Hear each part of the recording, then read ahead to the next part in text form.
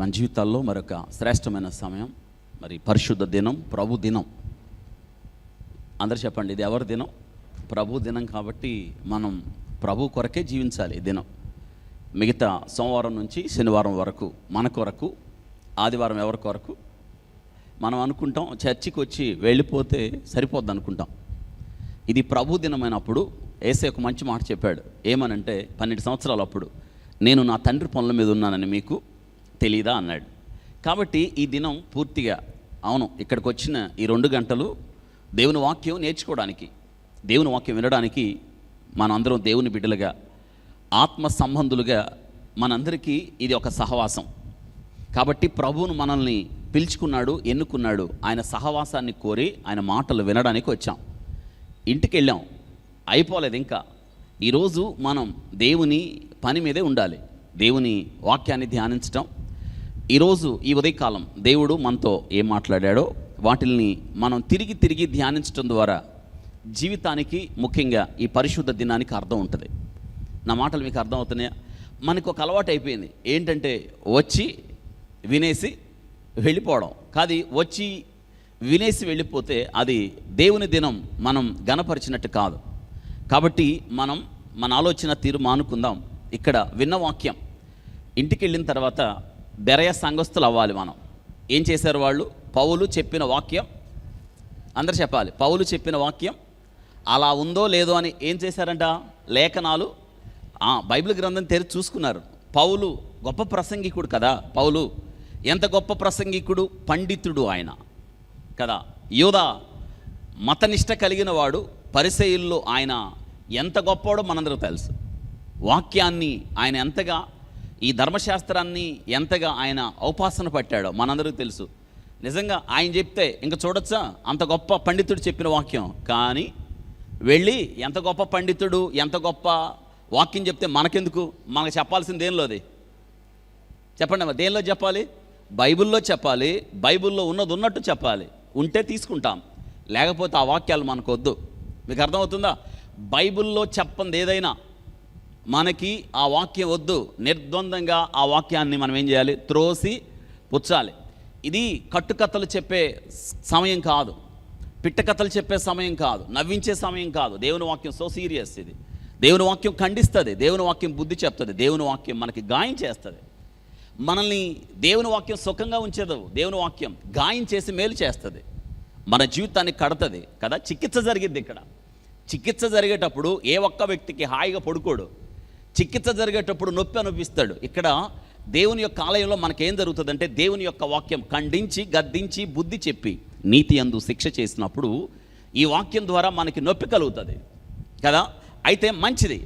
నొప్పి కలిగింది అంటే, మనకు బాధ కలుగుతుందంటే బ్రతుకున్నట్టు చచ్చిపోయినట్ట కదా. బ్రతుకున్నట్టు చచ్చిపోయినట్టుకి ఇంజక్షన్ వేస్తారా? కదులుతాడా? అస్సలు కదల్లో.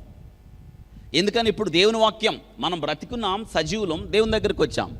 ఈ దినాన వాక్యాన్ని మనం వినడానికి దేవుడు మనకిచ్చిన మరొక శ్రేష్టమైన సమయం. కేవలం దేవుడు మనకిచ్చిన గొప్ప సమయంగా మనం భావించాల్సింది. అనేకులకు ఈ శ్రేష్టమైన సమయం లేదు, గమనించారా? కాబట్టి ఈ ప్రాముఖ్యమైన సమయంలో జ్ఞాపకం చేస్తున్నాను. నిన్నటి ఉదయకాలం అందు మీ అందరికీ తెలుసు. మరి ఎంతమంది టీవీలు చూశారో, ఎంతమంది ప్రార్థన చేశారో, మరి ఎంతమంది ఈ మిషన్ చంద్రయాన్ 2 సక్సెస్ అవ్వాలని ప్రార్థన చేశారో నాకైతే తెలియదు. నేనైతే ప్రార్థన చేశాను. ఎందుకంటే భారతదేశం మనం చాలా విశాలమైన దేశం. ఒకనప్పుడు మనం చాలా పేదవాళ్ళం, టెక్నాలజీయే లేదు. అటువంటి మనలను తూర్పు దేశాల్లో మనది ఒక దేశం. ఇటువంటి దేశాన్ని దేవుడు జ్ఞాపకం చేసుకున్నాడు. మనకు దగ్గరలో నెల్లూరులో ఈ ప్రపంచంలో ఎవరు చేయని ఒక గొప్ప ప్రయోగం చేశాం. తెలుసా? గుర్తుందా? జూలై 22వ తారీఖు అర్ధరాత్రి ఏకుంజామున మనం ఏం చేసామంటే, చంద్రుడి మీదకి చంద్రయాన్ 2 అనే ఒక శాటిలైట్ని పంపాం, రాకెట్ని పంపాం అక్కడ పరిశోధించడానికి. మీ అందరికీ తెలుసు చంద్రయాన్ 2 అనేది. ఇది ప్రయోగం యొక్క విశిష్టత ఏంటంటే, మిగతా దేశాలు, కొన్ని దేశాలే, మిగతా దేశాలు చంద్రుడికి, మనకి కనిపించే చంద్రుడు ఉన్నాడు కదా, ఆ చంద్రుడి మీద ప్రయోగాలు చేశాయి. కానీ భారతదేశం ఇంకొక అడుగు ముందుకేసి దక్షిణ ధ్రువం అంటారు, అంటే మనకు కనిపించే చంద్రుడు కాకుండా ఎన్నడూ వెలుగు పడని చందమామ వెనక భాగానికి అక్కడ నీరుందా, అక్కడ వాతావరణం ఉందా, అక్కడ ఖనిజాలు ఉన్నాయా, అక్కడ మనుషులు ఉండడానికి నివాస స్థలమేనా అని పరిశోధన చేయడానికి చంద్రయాన్-2 అనే యాత్ర చేశాం. విచిత్రం ఏంటంటే, ఇందులో ఉన్న గొప్ప విషయం ఏంటంటే, ఒక హాలీవుడ్ సినిమా, ఇంగ్లీష్ వాళ్ళు సినిమా చేయడానికి కొన్ని వేల కోట్లు అవుతాయి. కానీ 1,000 కోట్లే లోపే మనం 980, దాదాపు అంత తక్కువ ఖర్చుతో తెలుసా, అక్షరాల 3,84,000 కిలోమీటర్ల ప్రయాణం చేసింది. దాదాపు 40 రోజుల పైన ప్రయాణం జరిగింది. విచిత్రం ఏంటో తెలుసా, అది అన్ని విధాల సక్సెస్ అవుతుంది. గత 40 రోజుల నుంచి మీరు చూస్తూనే ఉన్నారు, మనం కూడా చాలా ఆసక్తిగా చూసాం. అది సక్సెస్ అయితే బాగుండని కోరుకున్నాం. ఎందుకంటే మన దేశానికి వచ్చే ఖ్యాతి, మన దేశానికి వచ్చే గౌరవం అంతా ఇంత కాదు. 48 రోజుల ప్రయాణం లాస్ట్. ఇంకా విచిత్రం ఏంటంటే, ఈ మాటలు ఎందుకు చెప్తున్నానంటే, 4,84,000 కిలోమీటర్ల ప్రయాణం చేసింది. చంద్రుడి దగ్గర నుంచి జస్ట్ 12-20 కిలోమీటర్ల దూరానికి వెళ్ళిపోయింది.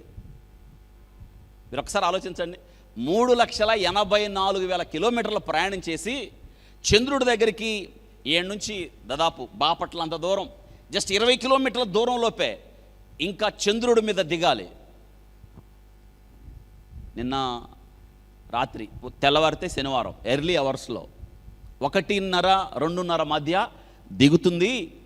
ఇంకా అక్కడి నుంచి ఫస్ట్ ఫోటోగ్రఫీ వస్తుంది అని మీ అందరికీ చెప్పారు కదా, పేపర్లో వేశారు, అందరూ చూడండి అని మన ప్రధానమంత్రి గారు చెప్పాడు. అయితే ఆయన దాన్ని చూస్తూనే ఉన్నాడు.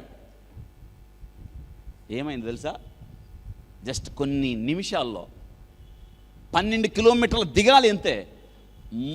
ఆలోచించండి, ఇన్ని కిలోమీటర్ల ప్రయాణం చేసి అక్షరాల 3,84,000 కిలోమీటర్ల ప్రయాణం చేసి 12 కిలోమీటర్లు దిగేలోపు కుప్పగూలిపోయింది. అది మిషన్ ఫెయిల్ అయిపోయింది. మన వాళ్ళకి, నాకైతే ఫుల్ డిప్రెషన్ వచ్చేసింది దాన్ని చూసి. అసలు భలే బాధపడ్డాను నేను. అసలు మన దేశం ఎక్కడికో వెళ్ళిపోయేది. అఫ్కోర్స్ దేవుని చిత్తం ఏమైందో మనకు తెలియదు, దేవుని ఆలోచన ఏమైందో మనకు తెలియదు. 48 రోజులు ప్రయాణం చేసి చివర అరగంట లోపు ప్రయాణంలో ఇదంతా జరిగిపోయింది. మిషన్ ఫెయిల్ అయింది అన్నారు, సిగ్నల్స్ రావటం లేదన్నారు. మీ అందరికీ తెలుసు, మన ఇస్రో డైరెక్టర్ ఇంకెంత బాధపడ్డారో వాళ్ళు. మనకే ఇంత బాధ ఉండుంటే మీరు ఆలోచించండి. నేనైతే ప్రార్థన చేశాను, ప్రభువా ఇది ఎలాగైనా జరగాలి, ఇది జరిగేటట్టు చెయ్యి, మా దేశం గొప్ప దేశం అవ్వాలి, అన్ని అమెరికా, చైనా, ఫ్రాన్స్ వీటి పక్కన మా దేశం కూడా నిలబడాలి. ప్రపంచంలో ఇంకెవరు చేయలేదు ఇటువంటి ప్రయోగం. పైగా ఈ ప్రయోగం చేయడం ద్వారా భారతదేశం అంటే ఏంటో తెలిసిద్ది. మేము తూర్పు దేశాల వాళ్ళం కదా, మాకు జ్ఞానం ఎక్కువ కదా, అందరికీ తెలియాలి అని అయితే నేనైతే ప్రార్థన చేశాను. విక్రమ్ ల్యాండర్ అని పేరు పెట్టారు. ల్యాండ్ అయ్యే టైంలో జస్ట్ ఒక్క కోణంలో తేడా వచ్చి కళ్ళ ముందు కూలిపోయింది. అది ఎందుకు ఈ మాట జ్ఞాపకం చేస్తున్నానంటే, ఈ సత్యాన్ని 3,84,000 కిలోమీటర్లు ప్రయాణం చేసి 12 కిలోమీటర్ల దూరంలో ఏమైంది, అది కుప్పగూలిపోయింది. ఏమైందో తెలియదు, ఆ ల్యాండర్ ఏమైందో తెలియదు, సిగ్నల్స్ లేవు. శాస్త్రవేత్తలు ఇంకా పరిశోధిస్తున్నారు. అయితే మరొక సందర్భంలో దేవుడు చందమామను చేరడానికి మళ్ళీ జ్ఞానం ఇస్తాడు ఆయన. అయితే అది ఆయన ఇష్టమైతే ఇవ్వగలడు ఆయన, ఏమో తెలియదు. ప్రభు చిత్తం ఏమైందో తెలియదు. ప్రభు ఆలోచనలు మన ఆలోచనలకి, మన తలంపులకి, దేవుని తలంపులకి, ఆకాశానికి, భూమికి ఎంత ఎత్తుందో అంత ఎత్తు ఉంది అంటున్నాడు. నా మాటలు అర్థమవుతున్నాయా? కాబట్టి ఈ వాక్య భాగంలో నేనేం జ్ఞాపకం చేస్తున్నానంటే, ఈ మిషన్ చూస్తుండగానే ఫెయిల్ అయిపోయింది. సిగ్నల్స్ రావటం లేదు అన్నారు. చివరికి ఆ ఇస్రో డైరెక్టర్ చెప్పాడు, ఏమైందో తెలియటం లేదు. బహుశా తర్వాత పేపర్లో, నిన్నటి పేపర్లో వేశారు, అది వచ్చే కక్ష నుంచి ఇంకో కక్షలో ఫోర్స్గా వెళ్ళిపోయి కుప్పకూలిపోయింది అన్నారు. కాబట్టి ఇంత కష్టపడి, దివారాత్రాలు కష్టపడి, our dream it's proud to be an Indian, భారతదేశానికి గర్వకారణమైన చంద్రయాన్-2 3,84,000 కిలోమీటర్లు ప్రయాణం చేసి చివరి 20 కిలోమీటర్లలో ఏమైంది, గమ్యాన్ని చేరలేకపోయింది. ఎందుకు ఈ మాట జ్ఞాపకం చేస్తున్నానంటే, దావీదు రాజు అయిన తర్వాత తన జీవితంలో కూడా ఒక మిషన్ చేపట్టాడు. దావీదు రాజు అయ్యాడు, మనందరికీ తెలుసు. దావీదు, దేవుడు వివిధ అనుభవాలు నేర్పి దావీదును రాజు చేశాడు. దావీదు రాజు అయిన తర్వాత మీ అందరికీ తెలుసు, దావీదు గురించి దేవుడు సాక్ష్యం చెప్పాడు, నా చిత్తానుసారుడైన మనుషుడు, నా ఉద్దేశాలు నెరవేర్చువాడు. ఇటువంటి రాజు దావీదు రాజ్యానికి వచ్చిన తర్వాత జరిగిన సంగతి ఏంటో తెలుసా? ఇశ్రాయేలు పెద్దల్ని అందరినీ కూర్చోబెట్టి, రండి, నేను ఒక విషయాన్ని చేపట్టబోతున్నాడు. That's machine. ఒక గొప్ప పనిని చేపట్టబోతున్నాను. ఏంటంటే, సౌలు ఉన్నంతకాలం 40 సంవత్సరాలు సౌలు ఉన్నంతకాలం మందసాన్ని గురించి మనలో పట్టించుకున్నవాడు ఒక్కడు కూడా లేడు. మీ అందరికీ నిన్న వాక్యంలో జ్ఞాపకం చేశాను. మందసము దేవుని సన్నిధికి గుర్తు. మందసము ఉన్నది అంటే దేవుడు ఉన్నాడని గుర్తు. మందసములో ఉన్న 3 వస్తువులు నేను జ్ఞాపకం చేశాను.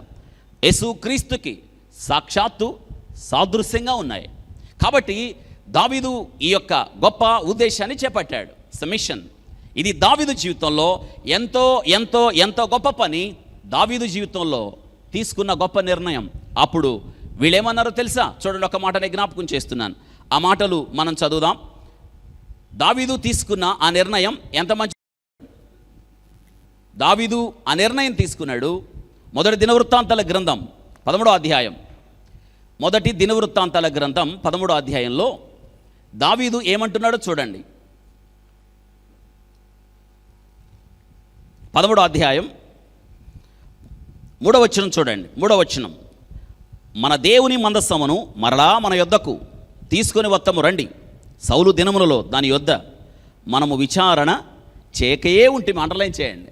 ఏంటంట? దాని యొద్ద మనం ఏం చేయలేదు, విచారణే చేయలేదు. దావీదు అంటున్నాడు, రండి, పెద్దలతో కూర్చోబెట్టి, యాజకులతో, లేవీలతో వాళ్ళందరిని అంటున్నాడు, రండి, మనం దేవుని మందసాన్ని తెచ్చుకుందాం. సౌలు ఉన్నంత కాలం దాని యొద్ద మనం విచారణ చేయలేదు. అసలు మందసం లేకపోతే ఇశ్రాయేలీలు ఊహించచ్చా? ఊహించలేం. ఈరోజు నేను జ్ఞాపకం చేస్తున్నాను, మందసము లేని ఇశ్రాయేలీలు, మందసాన్ని గురించి ఆలోచించని ఇశ్రాయేలీలు. మందసము దేవునికి గుర్తయినప్పుడు, మందసము దేవుని సన్నిధికి గుర్తయినప్పుడు, మందసము ఉంటే దేవుడు ఉన్నాడు అనడానికి గుర్తు ఇదిగో ప్రజల వారి మధ్య, ఇశ్రాయేలీల ప్రజల మధ్య దేవుడు ఉన్నాడు అని జ్ఞాపకం చేయడానికి మందసం. నా మాటలు అర్థమవుతున్నాయా? మందసమును గురించి విచారణ చేయలేదు. సౌలు ఎంతకాలం పరిపాలించాడు? 40 సంవత్సరాలు. అంటే ఈ 40 సంవత్సరాలు మందసాన్ని గురించి ఆలోచించిన వాడే లేడు. ఈ 40 సంవత్సరాలు మందసాన్ని గురించి విచారణ చేసిన వాడే లేడు. అంటే నేను అంటాను, అసలు మందసం లేకుండా ఇశ్రాయేలీని ఊహించగలవా? అమ్మో, అసలు దేవుడు లేకుండా మానవ జీవితాన్ని ఊహించగలవా? కదా. దేవుడు లేకుండా బ్రతకాలనుకున్న ధనవంతుడిని దేవుడు అన్నాడు, వెర్రివాడా, ఈ రాత్రి నీ ప్రాణం, the life without God is meaningless. దేవుడు లేని జీవితం అర్థమేముంది? ఇంకా దేవుని లేని జీవితానికి గమ్యమేముంది? దేవుని లేని జీవితానికి అసలు అశాంతం ఏమిది కూడా లేదు. ఈ దినాన్ని జ్ఞాపకం చేస్తున్నాను. కాబట్టి దావీదు రాజ్యానికి వచ్చిన తర్వాత ఒక మిషన్ చేపట్టాడు. అది ఆయన జీవితానికి చాలా గొప్ప పని. ఏంటంటే, దేవుని మందసాన్ని ఆయన రాజ్యానికి వచ్చిన తర్వాత యెరూషలేమును కేంద్రంగా చేసుకొని, యెరూషలేముని ఆయన రాజధానిగా చేసుకొని, క్యాపిటల్గా చేసుకొని రాజ్యాన్ని పరిపాలించడానికి ఆయన మొట్టమొదట ఆలోచించింది ఏంటంటే, ఖచ్చితంగా దేవుని మందసాన్ని తీసుకొచ్చి యెరూషలేముకు తరలిద్దాం. మంచి పనేనా? మంచి పనే కాదా? దేవుణ్ణి తెచ్చుకుందాం. దేవుడు లేకపోతే మన రాజ్యానికి ఆధారం లేదు. దేవుడు లేకపోతే మన జీవితాలకు ఆధారం లేదు. దేవుడు లేకపోతే ఇశ్రాయేలు అన్న మన జాతికి అర్థమే లేదు అని దావీదు తీసుకున్న నిర్ణయం మంచిదంటారా కాదంటారా? మంచిదే. ఎందుకని ఎవరు మాట్లాడట్లేదు? మంచిదే కాదా? మంచిది. అవును కదా. దేవుడు లేకపోతే మన జీవితాలకు అర్థమేముంది కదా. జాగ్రత్తగా ఇదినా ఈ వాక్యంలో నేను కొన్ని ప్రాముఖ్యమైన విషయాలు నేను జ్ఞాపకం చేస్తున్నాను. ఈ వాక్యాన్ని మనం చదువుతున్నప్పుడు నిజంగా నేటి దినాన మనం క్రైస్తవులుగా దేవుని సన్నిధికి వచ్చి దేవునిని ఆరాధిస్తున్నాం. మనం నిజంగా యేసుక్రీస్తు ద్వారా మనం ఎంత ధన్యులమో ఈ వాక్యం విన్న తర్వాత మనకు అర్థమవుతుంది. ఎందుకో తెలుసా? దేవుడు ఎంత పరిశుద్ధుడో, మన జీవితాలు పాపము ద్వారా ఎంత హీనమైనయో, పాపము ద్వారా మన జీవితాలు ఎంత నాశనమైనయో వాక్యం వింటే మనకు అర్థమవుతుంది. రైట్. ఇక వాక్యాన్ని మనం ఆలోచించినప్పుడు ఇశ్రాయేలీలకి సౌలు తర్వాత దావీదు రాజు అయ్యాడు. సౌలు ఉన్నంతకాలం ఇశ్రాయేలీల మొట్టమొదటి రాజు సౌలు 40 సంవత్సరాలు పరిపాలించాడు. సౌలు ఉన్నంతకాలం మందసమును గురించి ఎవరు పట్టించుకోలేదన్న మాట స్వయాన ఎవరు చెప్తున్నారు? దావీదే చెప్తున్నాడు. లాస్ట్ వీక్ మీకు వాక్యం చెప్పాను, మందసము పట్టబడింది కదా. ఇప్పుడు మనం ఇక్కడ నుంచి మనం ఎక్కడికి వెళ్ళాలంటే, మనం లాస్ట్ వీక్ మనం వాక్యం నేర్చుకున్నాం. మొదటి సమూయేలు గ్రంథం, మీ బైబిల్ తెరవండి, మీరు రాసుకున్న నోట్స్ ఉంటే కూడా చూడండి. మొదటి సమూయేలు గ్రంథం, యుద్ధం జరిగింది, ఫిలిస్తీన్లకి ఇశ్రాయేలుకి యుద్ధం జరిగింది కదా. 4వ అధ్యాయం నుంచి పోయిన వారంలో, పోయిన వర్తమానములో 4, 5, 6 అధ్యాయాలు మనం ధ్యానం చేశాం. 4, 5, 6 అధ్యాయాలలో ఉన్న శ్రేష్టమైన విషయాలు మనం ధ్యానం చేశాం. ఇశ్రాయేలీలకి ఫిలిస్తీన్లకి యుద్ధం జరుగుతూ ఉంది కదా. యుద్ధంలో ఎవరు ఓడిపోయారు? ఇశ్రాయేలీలు ఓడిపోయారు. ఎందుకు ఓడిపోయారో కూడా చెప్పాను. ఎందుకో తెలుసా? వారితో దేవుడు లేడు. వారి జీవితాలు దేవునికి ఇష్టంగా లేవు. దేవుని వాక్యాన్ని, దేవుని మందసాన్ని వారు పక్కన పెట్టేశారు. అందుకని యుద్ధంలో ఓడిపోయారు. 4,000 మంది చచ్చిపోయారు. ఇప్పుడు వీళ్ళకి గుర్తొచ్చాడు దేవుడు కదా. అయ్యో, మనం యుద్ధంలో ఓడిపోవడానికి కారణం ఏంటంటే మనతో ఏమీ లేదు, మందసం లేదని ఏం చేశారంటే మందసాన్ని తెప్పించారు. షీలోహులో ఉన్న మందసాన్ని పోయి తెచ్చారు. ఇప్పుడు వీళ్ళకి ఎక్కడ లేని బలం వచ్చింది. మందసం చూడంగానే బలం వచ్చి పెద్ద పెద్దగా కేకలేశారు. అవతల ఫిలిస్తీన్లు అన్నారు, అమ్మో ఇదేంటి వీళ్ళు ఇలా కేకలేస్తున్నారంటే అందులో ఎవరో చెప్పారు, వాళ్ళు ఈసారి వారి దేవుని సన్నిధికి గుర్తుగా ఉన్న మందసాన్ని వాళ్ళు తెచ్చుకున్నారనగానే వాళ్ళు గుండెలు బాదుకొని, అయ్యో ఇక మన పని అయిపోయింది. ఈ మందసం బట్టే కదా వాళ్ళు అంత గొప్పగా విజయం సాధించారు. ఫరో ఓడిపోయాడు. ఐగుప్తీల గుండెలు కరిగిపోయినాయి. ఇప్పుడు ఈ దేవుని చేతిలో నుండి మనల్ని ఎవరు విడిపిస్తారని ఏడ్చుకున్నారు వాళ్ళందరూ కదా. అప్పుడు వాళ్ళలో ఫిలిస్తీన్లు, మీరేం భయపడద్దు, మీరు మటుకు యుద్ధానికి పోండి అన్నారు. ఇప్పుడు ఇశ్రాయేలుకు ఒక ధైర్యం ఏంటది? వాళ్ళతో ఏముందని? మందసం ఉందని కదా. మందసం ఉందని ధైర్యం. ఇప్పుడు మందసాన్ని తీసుకొని యుద్ధానికి వెళ్తే విచిత్రం ఏంటో తెలుసా? మళ్ళీ యుద్ధంలో ఏం జరిగిందో చూడండి. అక్కడ 4వ అధ్యాయం, లాస్ట్ వీక్ చదివాను, ఒకసారి 10వ వచనం. ఫిలిస్తీన్లు యుద్ధము చేయగా ఇశ్రాయేలు ఓడిపోయి అందరూ తమ డేరాలకు పరిగెత్తుకొని వచ్చి పరిగెత్తిచ్చి చంపారు. వాళ్ళు తెలుసా, పెద్ద హీరోల్లాగా వెళ్ళారు. ఏం తీసుకొని? మందసాన్ని. మరి ఏది పవర్ చూడండి. మందసం తీసుకొని పరిగెత్తి వచ్చారు. అప్పుడు అత్యధికమైన వధ జరిగెను. ఇశ్రాయేల్లో 30,000 మంది కూలిని. ఎంతమంది అండి? 30,000 మంది. ఇప్పుడు మందసం ఉంటే గెలవాలా ఓడిపోవాలా? గెలవాలి. కానీ వీళ్ళేంటి? ఇక్కడ విచిత్రం చూడండి. మందసం లేనప్పుడు ఎంతమంది వచ్చారు? మందసం ఉన్నప్పుడు. దీన్ని బట్టి ఏమర్థం? తల కింద బైబిల్ పెట్టుకుంటే ఏమవుద్ది? అంతకుముందు ఒక కళ వచ్చేది కదా, ఒక కళ వచ్చింది. అప్పుడు నీకు ఒక కళ రాగానే కారణం ఏమిటి? రైట్, తీసుకురండి బైబిల్ అని తల కింద పెట్టుకుంటే ఎన్ని కళలు వస్తాయి? 4 వస్తాయి. ఎందుకని? నువ్వు తల కింద పెట్టుకున్నావా, పైన పెట్టావా, తెల్లగుడ్డ జుట్టి బైబిల్ పెట్టావా అన్నది సమస్య కాదు. ఆ వాక్యం హృదయంలో ఉందా లేదా, దట్స్ ఆల్. మందసము వారితో ఉంది, కానీ ఆ మందసం ఏమిటో వారి హృదయాలలో లేదు. ఎన్ని బైబిళ్ళు ఉంటే ఏంటి? బైబిల్లో మన హృదయాలలో ఉండాలి. పౌలు ఎప్పుడు ఒక్క మాట చెప్తాడు, క్రీస్తు వాక్యం మనలో సమృద్ధిగా. అందుకే నీ ఎదుట నేను పాపము చేయకున్నట్లు ప్రభువా నీ వాక్యము నా హృదయంలో ఉంచుకున్నానన్నాడు దావీదు. అవును, పాపం ఎందుకు చేయాలి? ఎందుకు చేయాల్సి వస్తుంది? ఎందుకు చేయాలనిపిస్తుంది? కారణం ఏంటంటే హృదయంలో పాపం లేదు. ఎందుకంటే హృదయంలో పాపం ఉంటే మనల్ని పాపానికి ప్రేరేపించదు. అవును, 100% వాక్యం చదవనోడు, వాక్యాన్ని హృదయంలో భద్రం చేసుకున్నాడు, పాపానికి ప్రేరేపించబడతాడు. అవును, హృదయాన్ని పాపము లక్ష్యం చేస్తున్నాడంటే వాక్యానికి దూరంగా ఉన్నాడు. డిఎల్ మూడీ గారు ఒక మంచి మాట అంటాడు, వాక్యము పాపానికి దూరంగా చేస్తుంది, లేదా ఈ పాపం వాక్యానికి దూరంగా. అవును, వాక్యం ఉంటే పాపం చేయవు, పాపం చేస్తే వాక్యం రాదు, నీ ఇష్టం. ఇశ్రాయేలీలు మందసము, దేవుని సన్నిధికి గుర్తుగా ఉన్న మందసాన్ని వారు తీసుకువెళ్ళారు, కానీ ఓడిపోయారు. ఈసారి 30,000 మంది చచ్చిపోయారు. అవి ఒక 4, ఈ ఒక 30, మొత్తం ఎంత? 34,000 చచ్చిపోయారు. ఇప్పుడు చూడండి, ఇంత జరిగితే బాగానే ఉంది, కానీ ఇప్పుడు సమస్య ఏంటంటే కింద వచనంలో చూడండి, 11వ వచనం, మరియు దేవుని మందసము పట్టబడెను. ఇక్కడ అవుదాం, అండర్లైన్ చేసేయండి. దేవుని మందసం ఏంటంటే ఎవరి చేతుల్లోకి వెళ్ళింది? ఫిలిస్తీన్. జాగ్రత్తగా వినాలి ఇప్పుడు ఇక మీరు. దేవుని మందసం. ఈరోజు ఈ మందసాన్ని గురించి కొన్ని మాటలు నేను మీకు చెప్పడానికి ముందు ఇది మీకు స్పష్టంగా అర్థం కావాలి. జాగ్రత్త వినండి. దేవుని మందసము పట్టబడింది. ఎవరు పట్టుకున్నారు దీన్ని? జాగ్రత్త వినండి. ఫిలిస్తీన్లు పట్టుకున్నారు కదా. దేవుడు బలము లేనోడా? ఫిలిస్తీన్ల చేతుల్లోకి దేవుడు ఇష్టంగా వెళ్ళాడా, లేకపోతే వాళ్ళు బంధించి తీసుకెళ్ళారా? జాగ్రత్త వినండి, అందరూ చెప్పండి. ఇష్టంగా వెళ్ళాడు, లేకపోతే దేవుణ్ణి ఎవరు బంధిస్తారు? ఇశ్రాయేలీయుల యుద్ధం నుండి దేవుడు ఫిలిస్తీన్ల చేతిలోకి వెళ్ళాడు, అనగా శత్రువుల చేతిలోకి దేవుడు వెళ్ళడానికి ఇష్టపడ్డాడు. ఈ సత్యం మీరు అర్థం చేసుకోవాలి. లేకపోతే ఫిలిస్తీన్లు ఎవరండి దేవుని మందసాన్ని పట్టుకోవడానికి? దేవుడు ఇష్టపడ్డాడు వాళ్ళ మధ్యకి వెళ్ళడానికి.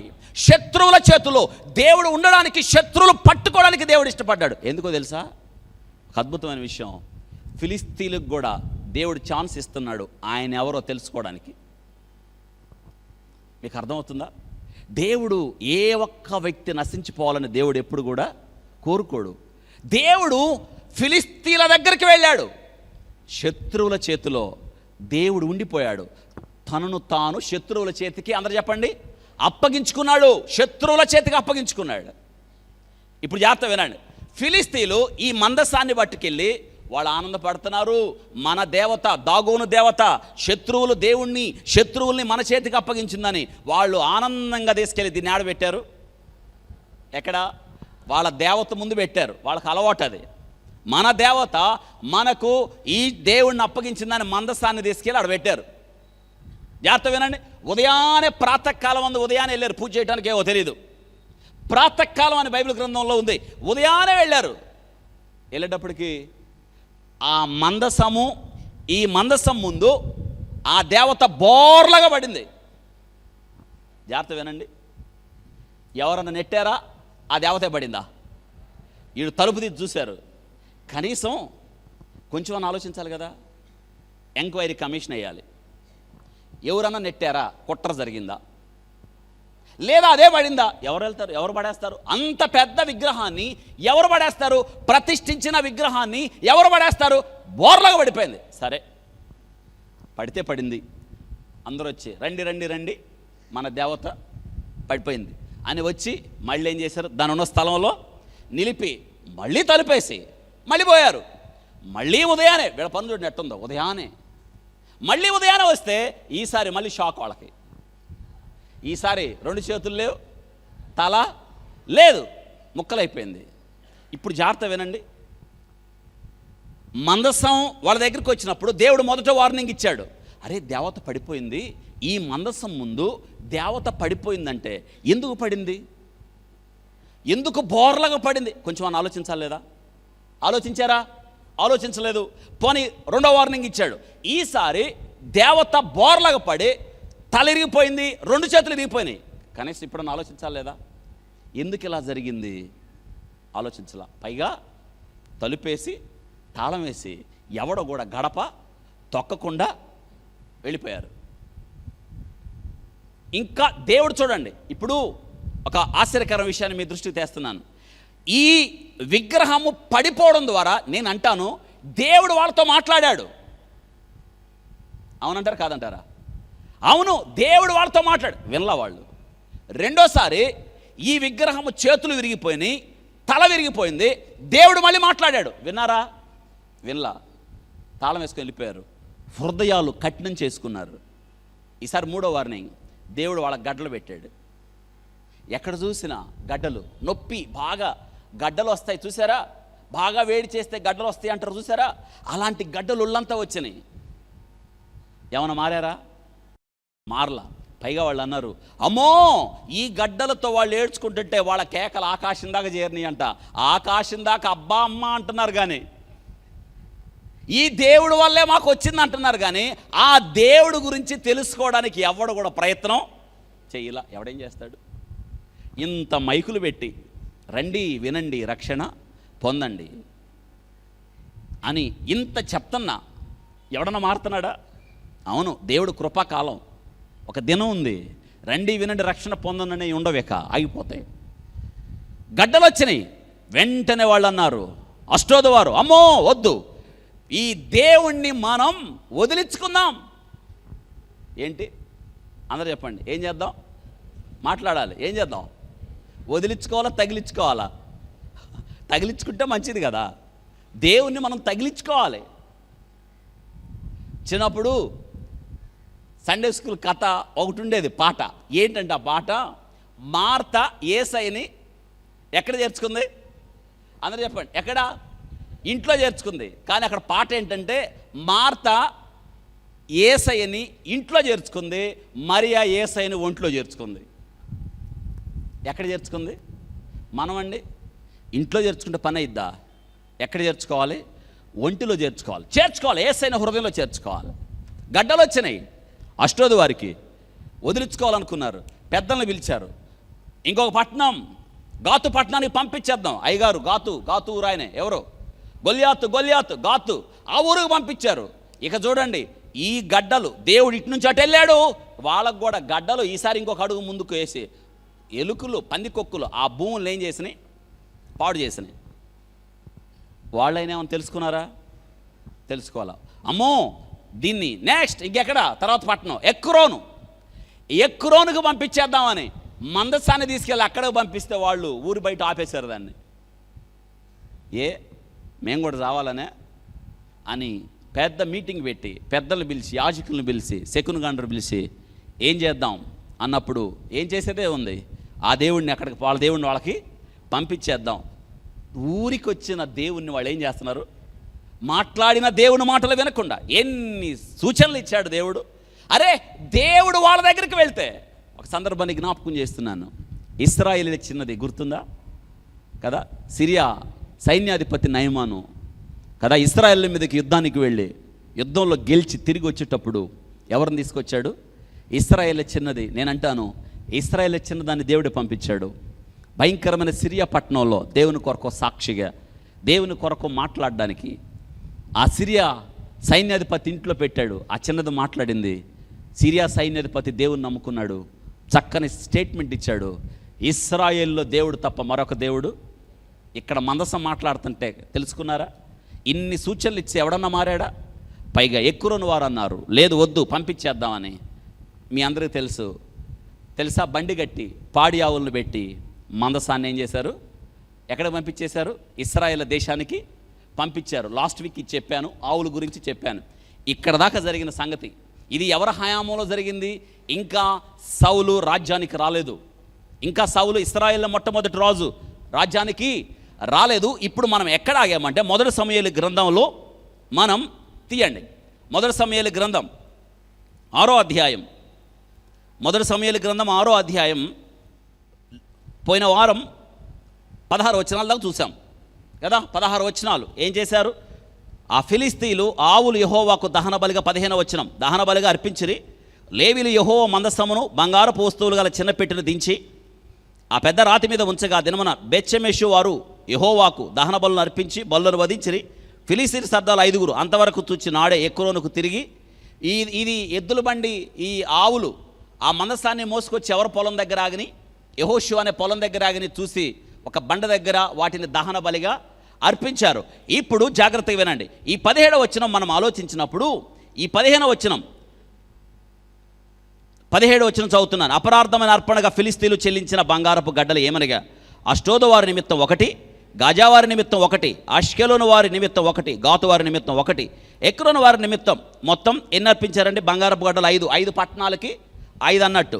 ప్రాకారము గల పట్టణం వారేమి, పొలములోని గ్రామం వారేమి, ఫిలిస్తీయులు 5 సర్దారులు పట్టణంలో లెక్క చొప్పున బంగారు పందికొక్కును అర్పించిరి.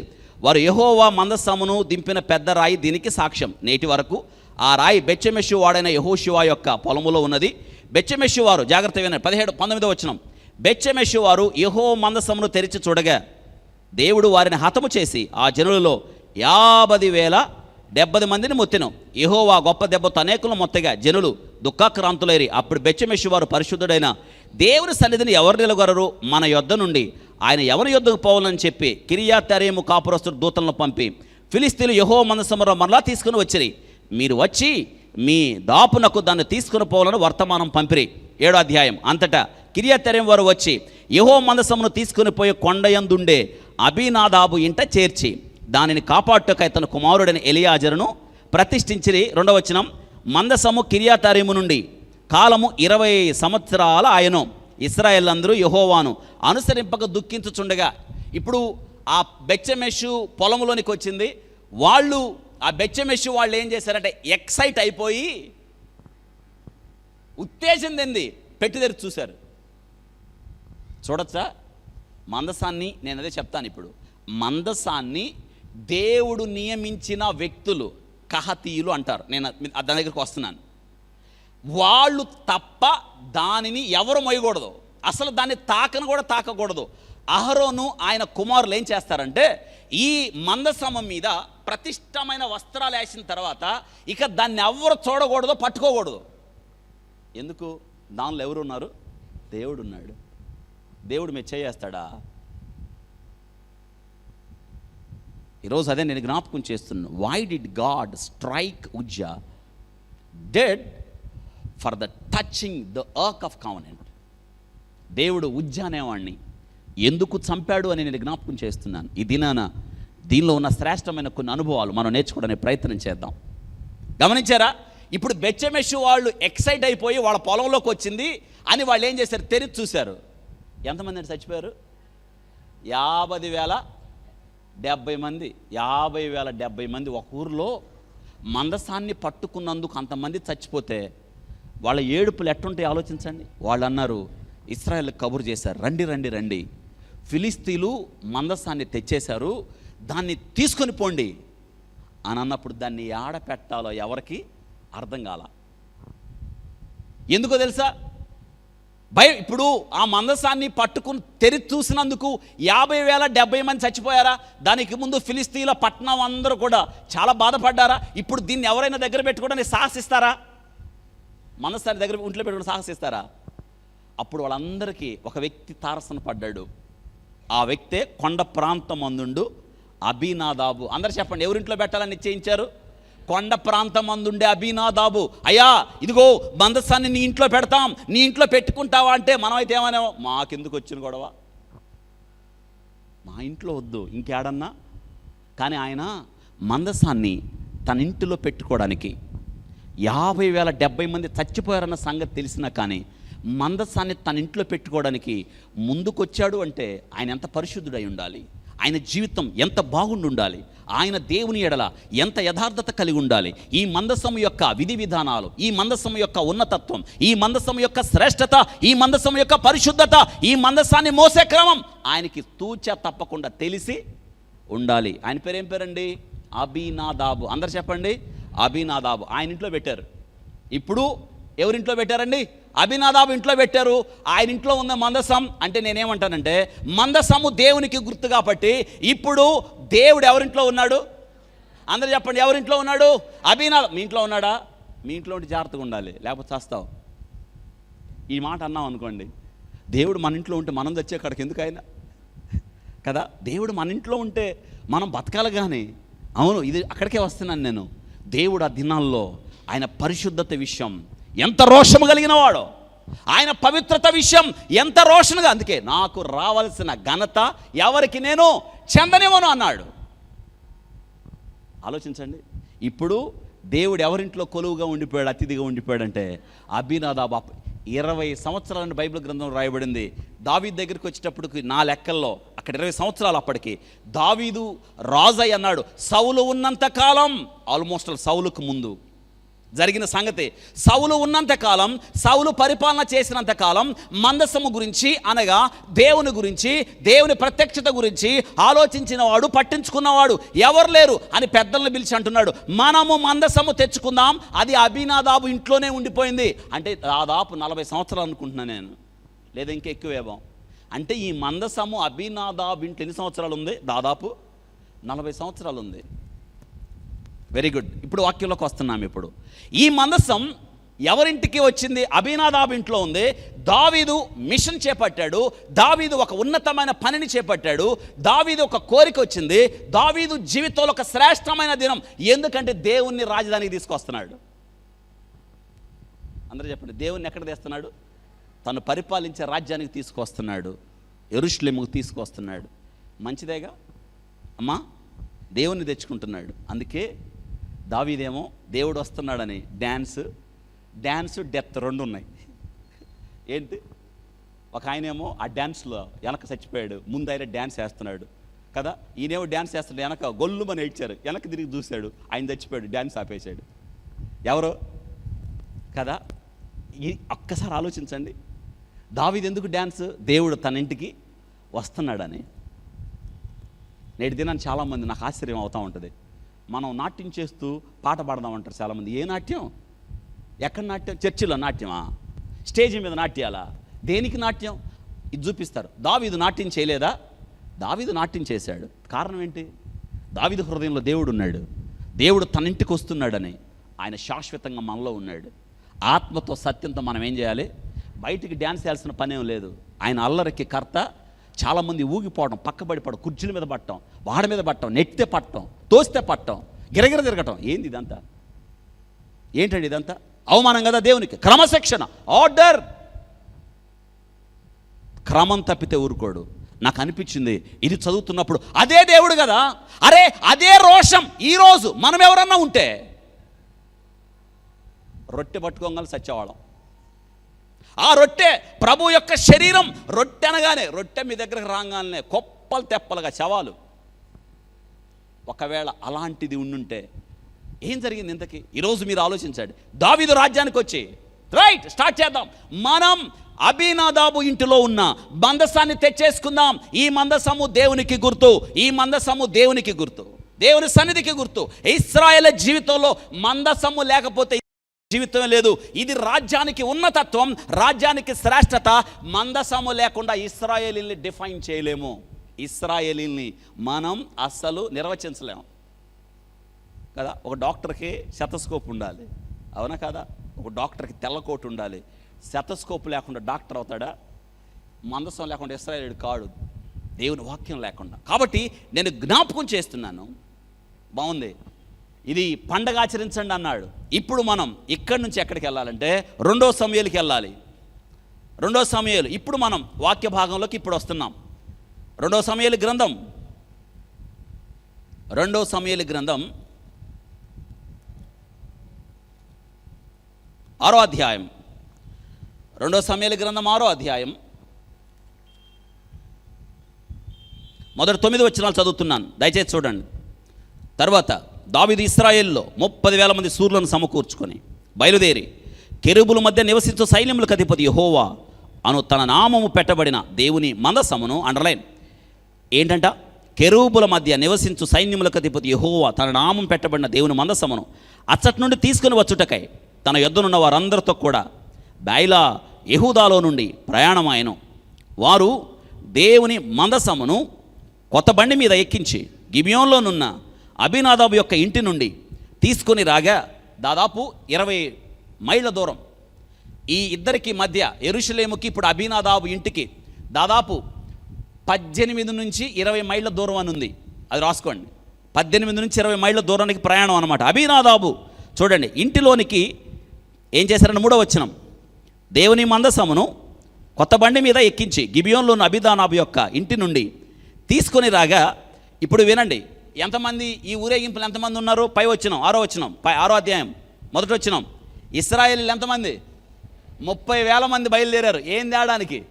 మందసాన్ని తేడానికి. అందులో రాజు ఉన్నాడు. ఒక్కసారి ఆలోచించండి, 30,000 మంది ఊరేగింపుతో మందసం తేవడం అంటే దావీదు ఇంతమందిని ఎందుకు బదరని అన్నాడు? వచ్చి ఆయన ఎవరో దేవుడు, పరిశుద్ధ దేవుడు. దేవుని తెచ్చుకుంటున్నాం మనం. సౌలు ఉన్నంత కాలం మందసాన్ని గురించి ఆలోచించేవాడు ఒక్కడు లేడు. అందుకే ఊరు వెళ్ళిపోయింది. ఎంత ఆనందం! మీరు ఒకసారి ఆలోచించండి. దేవుడిని తెచ్చుకోవడానికి ఊరంతా బయలుదేరింది. దేవుడు కావాలి. దావీదు వారిని పురికొల్పుతున్నాడు. దేవుడు లేకపోతే మనకేముంది? అసలు మందసం యొక్క విశిష్టత దేవుడు లేకపోతే ఏముంది అని వాళ్ళని పురమాయించినప్పుడు అసలు 30,000 మంది బయలుదేరారు. ఏమైందో చూడండి. కొత్త బండి మీద ఎక్కించి గిబియోన్లో ఉన్న అబీనాదాబు యొక్క ఇంటిలో నుండి తీసుకొని రాగా బయలుదేరింది. బండి మీద ఎక్కించారు. అబీనాదాబు కుమారులు 2 ఉన్నారు చూడండి. కుమారులకు ఉజ్జాయు, అహియోయు. ఈ కొత్త బండిని తోలిరి. వాళ్ళిద్దరు కొడుకులు. ఒకళ్ళు ఎవరంట? ఉజ్జాయు. తర్వాత కొత్త బండి మీద తోలారు. దేవుని మందసము గల ఆ బండిని గిబియోన్లో అబీనాదాబు ఇంటి నుండి తీసుకొని రాగా అసలు చూడండి ఊరేగింపు ఎలా ఉంటుంది. 30,000 మంది ఊరేగింపులో ఒక బండి, ఆ బండి మీద ఏం ఎక్కించారు? మందసం ఎక్కించారు. అహ్యో దాని ముందర నడిచెను.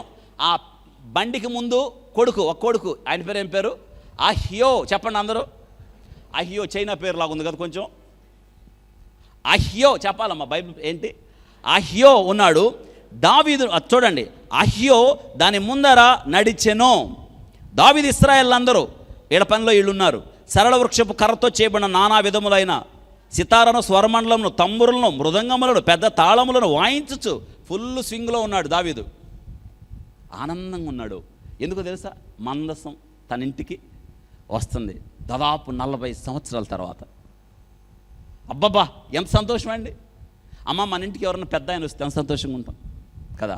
ఒక మంత్రి, ఒక ముఖ్యమంత్రి లేదా ఒక కలెక్టర్, ఇంకా పెద్ద ఆయన మన ఇంటికి వస్తే సంతోషంగా ఉంటారా? ఉండరా? ఏడ్చుకుంటారా? లేదు, సంతోషంగా ఉంటాం. మరి దేవుడు వస్తే మరి దావీదు ఆనందం చూడండి.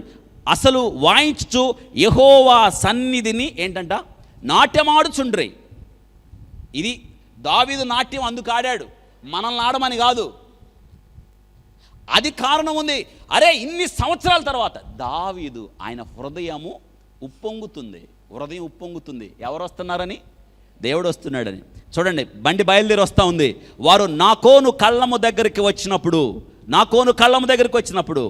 ఎడ్లకు కాలు జారినందున, అబ్బా ఏంటి ఎడ్డుకి ఏమైంది? బహుశా అది గుంటుందో గతుకుల రోడ్డో ఏమో తెలియదు. జాగ్రత్త వినండి, కాలు జారింది దేనికి? ఎద్దుకు కాలు జారినందున ఉజ్జా వెనక నడుస్తున్నాడు. ఉజ్జా ముందెవరు? అహ్యో. ఇద్దరు కొడుకులు. ముందు ఎవరు నడుస్తున్నారు? అహ్యో నడుస్తున్నాడు. వెనక మందసం వెనక ఎవరు నడుస్తున్నారు? ఉజ్జా నడుస్తున్నాడు. చెయ్యి చాపి దాని దేవుని మందసమును పట్టుకొనగా, చెయ్యి దాశాడు. ఏం పట్టుకున్నాడు? మందసమును పట్టుకొనగా యెహోవా కోపం ఉజ్జా మీద రగులు కొనెను. అతడు చేసిన తప్పును బట్టి దేవుడు ఆ క్షణం ముందు అతన్ని మొత్తగా అతడు అక్కడనే దేవుని మందసమునొద్ద పడి చనిపోయాను. యెహోవా ఉజ్జాకు ప్రాణాపాయం కలుగ చేయగా దావీదు వ్యాకులు పడి ఆ స్థలమునకు పెరేష్ ఉజ్జా అని పేరు పెట్టెను. నేటికి దానికి అదే పేరు. ఏం జరిగింది? నాహోను కళ్ళము దగ్గరికి వచ్చినప్పుడు పెట్టె బయలుదేరింది. మందసం బండి మీద ఎక్కించారు. ఎద్దుల బండి మీద, కొత్త బండి మీద బయలుదేరి వస్తూ ఉంది. కరెక్ట్గా సగం దూరం వచ్చింది అనుకుంటా. అక్కడ ఒక పొలం ఉంది, నాకోను కళ్ళం. అయితే ఏమైంది? ఎద్దు పట్టు తప్పింది. అంటే గుంట్లో పడినట్టుంది కాలు. బండి ఏమైంది? ఒరిగింది. బండి మీద ఏముంది? మందసం ఉంది. జాగ్రత్త వినండి, మందసం ఉంది. అప్పుడు వెంటనే నడుస్తున్న ఆ యొక్క ఉజ్జా, ఇంతకాలం వాళ్ళ ఇంట్లోనే ఉంది మందసం, 40 ఏళ్ళు వాళ్ళ ఇంట్లోనే ఉంది. ఇన్ని మందసం మీద చేయేశాడు. ఎందుకు? అందరూ చెప్పండి, ఏమైందని? మందసం ఇక్కడే. జాగ్రత్త వినండి, మందసం పడిపోద్దని. ఇప్పుడు మన భాషలో మీరు ఒక విషయం చెప్పండి, ఉజ్జా చేసిన పని మంచిదా కాదా? అందరూ చెప్పండి. అది కాదు, అందుకే మనం ఇక్కడ ఉన్నాం. మంచిదే, నిజమే, మంచిదే. కానీ మన దృష్టిలో మంచిది. జాగ్రత్త వినండి, ఉజ్జా యొక్క ఆలోచన ఏంటంటే, అయ్యో మందసము కింద పడితే ఎవరికి అవమానం? వెరీ గుడ్, దేవునికి అవమానం కదా. అందుకే మందసము కింద పడద్దు, అందుకే చేయబెట్టాడు. రెండోది, మందసాన్ని కాపాడదాం అనుకున్నాడు. ఇంకొక విషయం, మందసం దేవుని సన్నిధికి గుర్తు కదా.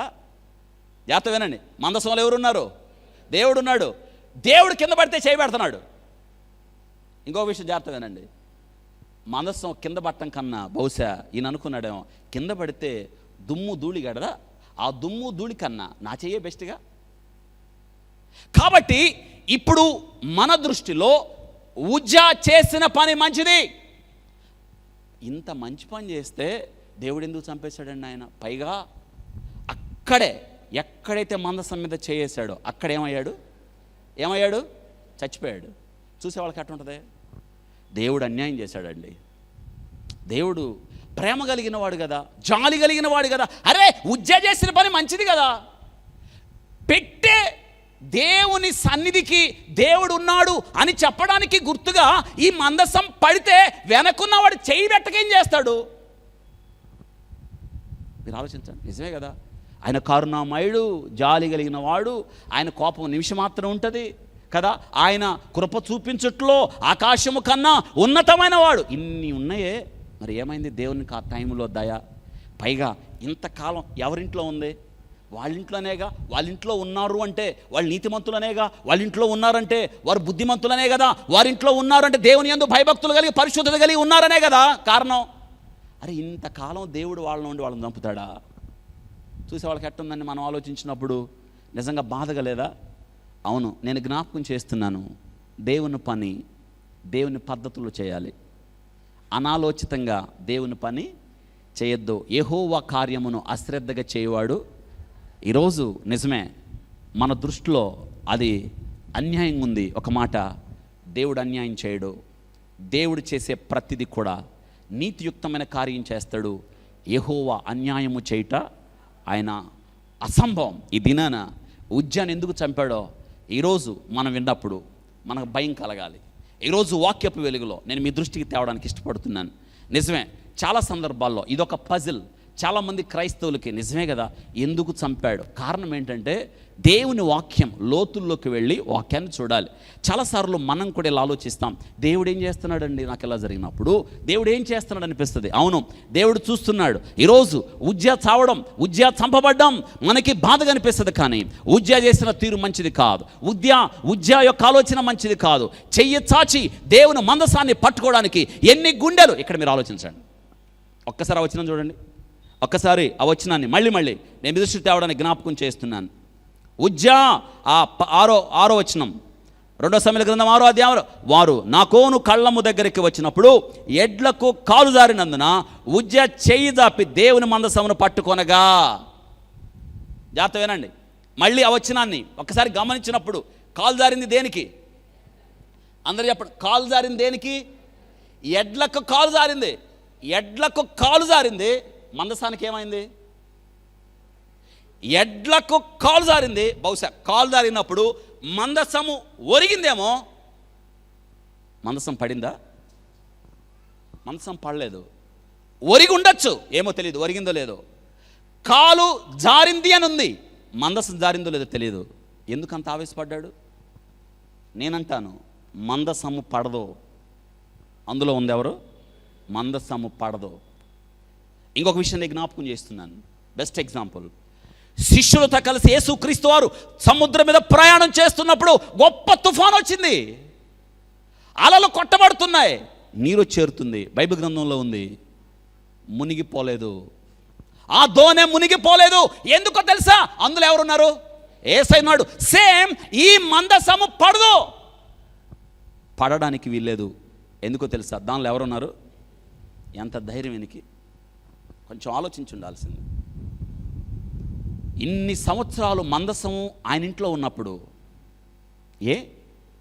మందసం గురించి తెలియదా? మందసం ఏం చేయాలో, మందసాన్ని తాకకూడదని తెలియదంటారా? తెలుసు, నిర్లక్ష్యం చేశాడు. ఆ టైంలో దేవుడిచ్చిన ఆజ్ఞ దాటేశాడు, హద్దులు దాటాడు. ఎవరైనా సరే దేవుణ్ణి పరిచర్య చేస్తూ హద్దులు దాటితే మరణమే. జీవము కలిగిన దేవుని చేతిలో పట్ట భయంకరం. ఈ దినాన నేను జ్ఞాపకం చేస్తున్నాను. ఇందులో నేను జరిగిన అపశృతులు, పాపం ఈయనేమో డ్యాన్స్లో ఫుల్గా ఉన్నాడు. ఎక్కడ? ముందు మందసం వస్తుంది కదా, వాయించండి అంటున్నాడు. అందరు ఫుల్. ఎన్ని వేల మంది అండి? 30,000 మంది ఊరేగింపులో దావీదు అసలు ఫుల్ ఆనందంలో ఉన్నాడు. ఎవడు మ్యూజిక్ తగ్గించిన ఒప్పుకోవట్లా. ఎవరు? ఆనందం. ఎందుకు? ఏమొస్తుంది? ఇంటికి ఏమొస్తుంది? మందసం వస్తుంది. కానిండి అంటున్నాడు. ఇంటి అనకోళ్ళు అంటారు, ఏంది కానిచ్చేది? వికెట్ పడిపోయింది అక్కడ. వెనక పడిపోయాడు. వెనక్కి తిరిగి చూస్తే దావీదు గుండెలు అవిసిపోయినాయి. మందసం ఆగిపోయింది. పక్కన చచ్చిపోయి ఉన్నాడు. ఎట్లుంటుంది మీరు చెప్పండి? స్టాప్. ఇందాక అదే చెప్పాను అంటూ చివరి నిమిషాల్లో అందినట్టే అంది చందమామ, మన మామగారు అందినట్టే అంది జారిపోయాడు. జస్ట్ 12 కిలోమీటర్లో సగం దూరం వచ్చిన మందసం కొద్ది నిమిషాల్లో ఇంటికి చేరిద్దనగా ఉజ్జా చచ్చిపోయాడు. దావీదు గుండెలు పగిలిపోయినాయి. ఏడ్చాడు, విలపించాడు. ఆ పేరు పెరేజ్ ఉజ్జా, వినాశనం అని పేరు పెట్టాడు. స్టాప్, ఆపేయండి. అమ్మో, ఈ మందసాన్ని నేను ఎలా తీసుకెళ్ళాలి? ఈ మందసం మళ్ళీ ఎక్కడ పెట్టాలి? అమ్మో, ఎక్కడ పెట్టాలి? 30,000 మంది నాట్యాలు ఆగిపోయినాయి, కేరింతలు ఆగిపోయినాయి, సంతోషాలు ఆగిపోయినాయి, మ్యూజిక్ ఆగిపోయింది. ఎక్కడ పెట్టాలి? అభినాదాబులాగా ఇంకొక వ్యక్తి దొరికాడు. నేను నా ఇంట్లో పెట్టండి. ఎవరండి ఆయన? ఓబేదేదోము. ఓబేదేదోము ఇంట్లోకి వెళ్ళిపోయింది. యెరూషలేముకు రావాల్సిన మందసం ఓబేదేదోము ఇంట్లోకి వెళ్ళింది. 3 నెలలు ఆయన ఇంట్లో ఉంది. ఈరోజు ఉజ్జా ఎందుకు చచ్చిపోయాడు? ఉజ్జా చచ్చిపోవడం న్యాయమా? ఇన్ని సంవత్సరాలు దేవుడు కొలువుగా ఉన్నాడు ఆ ఇంట్లో. ఈ ఉజ్జాసుడు చచ్చిపోయాడు. దేవుడు ఎందుకు స్టార్ట్ ఇన్స్టెంట్లీ దేవుడు స్ట్రక్ హిమ్. దేవుడు ఒక్క స్ట్రోక్తో ఏం చేశాడు? ఉజ్జాని ఏమండి టైం ఇవ్వచ్చుగా.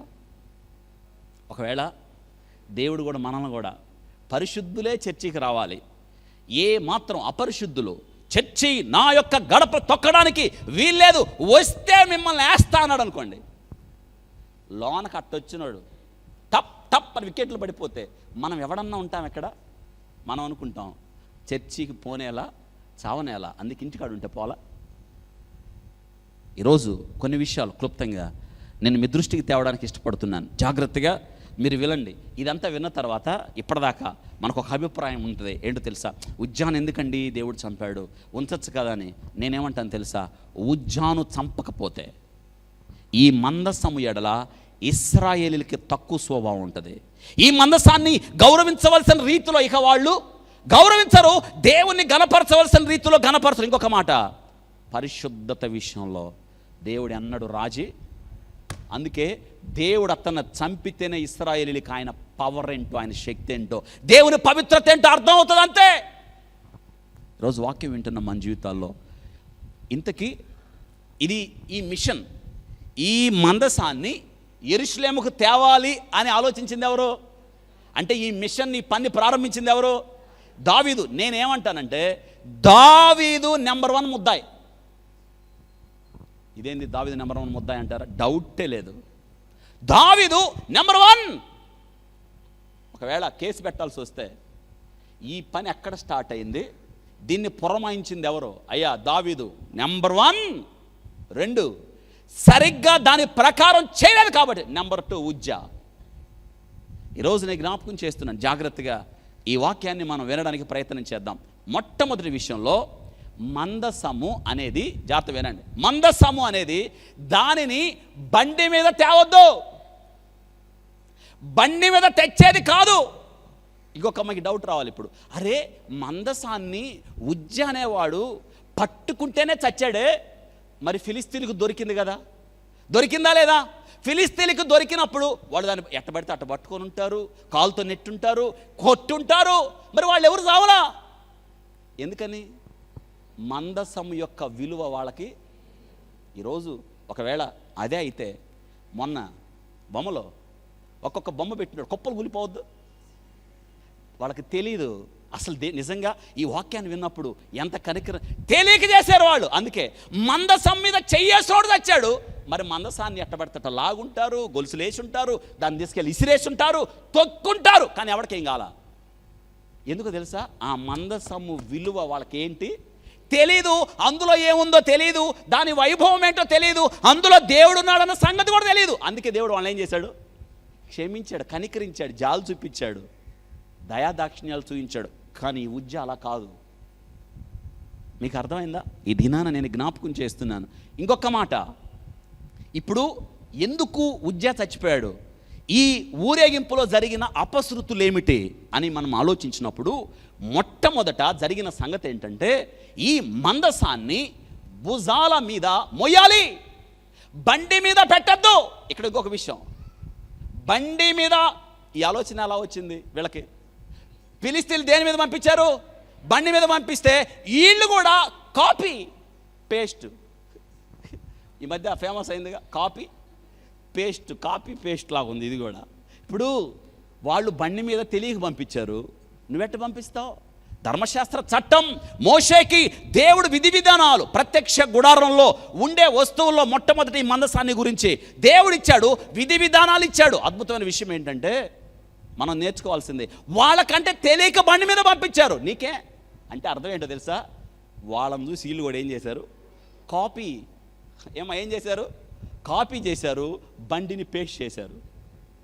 అందుకే మనం ఇతరులాగా ప్రవర్తించచ్చా? ఇతరులాగా నడవచ్చా? అందుకే మీరు ఈ లోక మర్యాదను అనుసరింపగా ఉత్తమమును అనుకూలమును పరిశుద్ధమైన దేవుని చిత్తం మీద పరీక్షించి తెలుసుకున్నట్టు వలన మీ మనస్సులు మారి రూపాంతరం అవ్వాలి. మీరు ఇతరులాగా అనుకరిస్తే ఎలా? లోకస్తులు నడిచినట్టు నడిస్తే ఎలా? కానీ నేటి దినాల్లో మనం లోకస్తుల్లాగా ఉంటున్నాం. లోకం సంఘంలోకి వచ్చేసింది. లోకపు పద్ధతులు. జాగ్రత్తగా దేవుని పని దేవుని పద్ధతిలో, దేవుని యొక్క క్రమములోనే దేవుని పని చేయాలి. అర్థమైందా? కాబట్టి ఇప్పుడు ఈ మందసాన్ని ఎలా తీసుకురావాలో నేను చెప్తాను. రండి పిల్లలు, రండి రండి. మందసాన్ని జాగ్రత్తగా, ఈ వాక్యం మీకు అర్థం అవ్వాలి. దానికి ముందుగా మీరు పరిశుద్ధ గ్రంథంలో మందసాన్ని ఎలా మోయాలో చూద్దాం రండి. ప్రత్యక్ష గుడారంలో మందసాన్ని చూడండి, సంఖ్యాకాండం 4వ అధ్యాయం. త్వరగా మందసాన్ని ఎలా మోయాలో చూద్దాం. సంఖ్యాకాండం 4వ అధ్యాయం.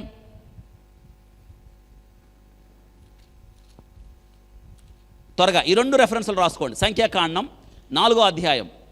సార్ పెట్టేసేవాడు భుజాల మీద. సంఖ్యాకాండం 4వ అధ్యాయం. అమ్మ తీసారా? 15 వచనం చదువుతున్నాను చూడండి. సంఖ్యాకాండం 4:15. దండు ప్రయాణమైనప్పుడు అహరోను అతని కుమారులు పరిశుద్ధ స్థలము యొక్క ఉపకరణములను కప్పుట ముగించిన తరువాత కహతీలు దానిని ఏం చేయాలి? మోయాలి. కహతీలు దానిని మోయాలి. అందరూ చెప్పండి, కహతీలు ఏం చేయాలి? దానిని మోయాలి. కహతీలు 7వ అధ్యాయం 9వ వచనం. సంఖ్యాకాండం 7:9 కూడా చూడండి. 7:9. కహతీయులు భుజముల మీద మోయటే వారి పని గనక. ఎట్ట మోయాలి? భుజముల మీద మోయటే వారి పని గనక వారికి వాహనములను నియమించలేదు. ఏంటి చేయాలి? కహతీలు ఏం చేయాలి? భుజముల మీద మోయాలి. ఏ బండి మీద దాన్ని ఎక్కించకూడదు. రైట్, ఇటు తిరగాలి. మీరు ఇటు రండి, ఇటు అటు నడవండి. మీరు ఇటు రండి, మీరు ఆగండి. ఇటు సెంటర్ రండి, ఇటు రండి, వెనకొచ్చాయి. అటు తిన్నగా వెళ్ళాలి. రైట్, ఇలా రండి. ఇలా మోయాలి మందసాన్ని. రైట్, స్టాప్, వెయిట్, కొంచెం నాకు ప్లేస్ ఇవ్వండి. మందసాన్ని మోయాల్సిన తీరు ఇది. మందసం అనేది ఇది పెట్టి. ఈ మందసం మీ అందరికీ తెలుసు, లాస్ట్ వీక్ చెప్పాను. ఈ మందసాన్ని వీళ్ళు కహతీయులు అంటే లేవి గోత్రం వాళ్ళు. దేవుడు 4 వర్గాలు ఉన్నాయి. అహరోను, తర్వాత ఈ కహతు అనేవాడు, వీరి సంతానం. దేవుడు వీళ్ళకి ఏం పని ఇచ్చాడంటే, వీళ్ళ పనల్లా దేవుని ప్రత్యక్ష గుడారములో ఉన్న మందసాన్ని ఇలా మోయాలి. అందరూ చెప్పండి, ఎలా మోయాలి? దేవునిని మోయాలండి. మనం మోయాల్సిన దేవుణ్ణి దేని మీద ఎక్కించారు? బండి మీద. అంటే వదిలించుకుందామా నాయన? బండి మీద ఎక్కించారంటే దేవుడు భారం అయ్యాడా? బండి మీద ఎక్కించారంటే దాని అర్థం ఏంటో తెలుసా? The direct defiling the word of God. దేవుని యొక్క వాక్యాన్ని పాడు చేశారు. అది మాత్రమే కాదు, దేవుడిచ్చిన చట్టాన్ని వైలేట్ చేశారు వాళ్ళు. ఇదిగో మందసాన్ని ఇలా మోయాలి. ఈ భుజాలు మందసము మోయడానికి పనికి రావాలి. దేవుని మోసేవాళ్ళు అయి ఉండాలి మనం. ఈ మందసం దేవునిని మోసే మందసం అయితే వాళ్ళు ఏం చేశారు తెలుసా? బండి మీద ఎక్కించారు. అందరూ చెప్పండి, ఏం ఎక్కించారు? బండి మీద ఎక్కించారు. ఇప్పుడు చెప్పండి, దేవుడిచ్చిన ఆజ్ఞ, దేవుడిచ్చిన చట్టాన్ని ఏం చేశారు వాళ్ళు? ఇప్పుడు ఒక ప్రశ్న, నీ ధర్మశాస్త్రం నా హృదయంలో ఉంది, నీ ధర్మశాస్త్రాన్ని నా హృదయంలో ఉంచుకున్నాను, పాపం చేయను అని దావీదు అన్నాడా? ఇంతగా దావీదు ఆనందంలో, మందసాన్ని తెచ్చుకుందామన్న ఆనందంలో, మందసాన్ని యెరూషలేముకు తెచ్చుకుందామన్న ఆనందంలో అస్సలు సంగతే మర్చిపోయాడు. జాగ్రత్త వినండి, ఏంటంట? అస్సలు సంగతే మర్చిపోయాడు. ఇప్పుడు దావీదు ఈ సంగతి తెలీదా? కహతీలు మోయాలని తెలుసా తెలీదా? కహతీలు లేవి కుమారుల్లో 4, ఇదొక వర్గం. గెర్షోనీయులని, తర్వాత మొరారీలని, అహరోనీయులని, వీళ్ళు ఒకటి కహతీ కుమారులు. వీళ్ళు మందసము మోయాలి. ఇది ఎలా మోయాలి తెలుసా? ఇప్పుడు ఈ మందసం మీద దీనిని ప్రత్యక్ష గుడారంలో అహరోను ఆయన బిడ్డలు దీనిని కప్పుతారు వస్త్రాలతో, ప్రతిష్టమైన వస్త్రాలతో. విచిత్రం ఏంటో తెలుసా? వీళ్ళు కూడా ఇదిగో ఇక్కడ రింగులు కనిపిస్తున్నాయి మీకు.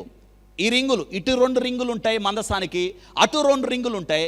వీటిల్లో ఊత కర్రల్ని పెడతారు, ఊత కర్రల్ని. ఇవి దేనికంటే కనీసం ఈ రింగులు దీన్ని తాకద్దు.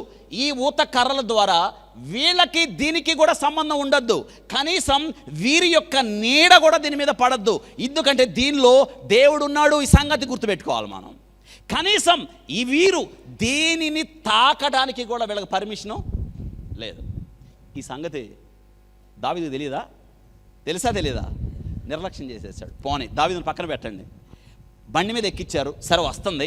బండి మీద ఎక్కించినప్పుడు కనీసం దీనిని తాకద్దు అన్న సంగతి ఉజ్జాకి తెలియదా?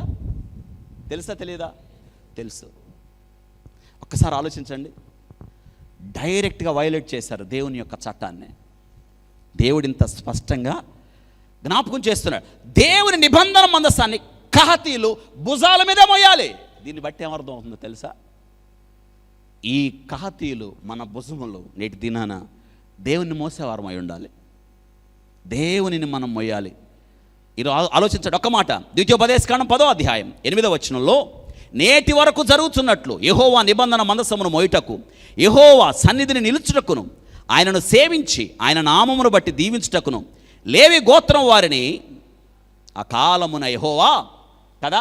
కాబట్టి ఈ మందసము మోయడం, దానికి సంబంధించిన పని, ఆశీర్వదించడం, ఆయన సన్నిధిలో నిలవడం, సేవించడం ఎవరి గోత్రాల పని? కాబట్టి మిగతా వాళ్ళు ఎవరు దానిని పట్టుకోవడం, దానిని మోయడం ఎవ్వరు చేయకూడని పని. దేవుని ఆజ్ఞను ఏం చేశారు? దేవుని నిబంధన మందసం చాలా సంవత్సరాలు అబీనాదాబు యొక్క ఇంట్లో ఉంది. చాలా సంవత్సరాలు ఉంది. ఆయన కొడుకులు ఎవరు? ఉజ్జా, అహ్యో.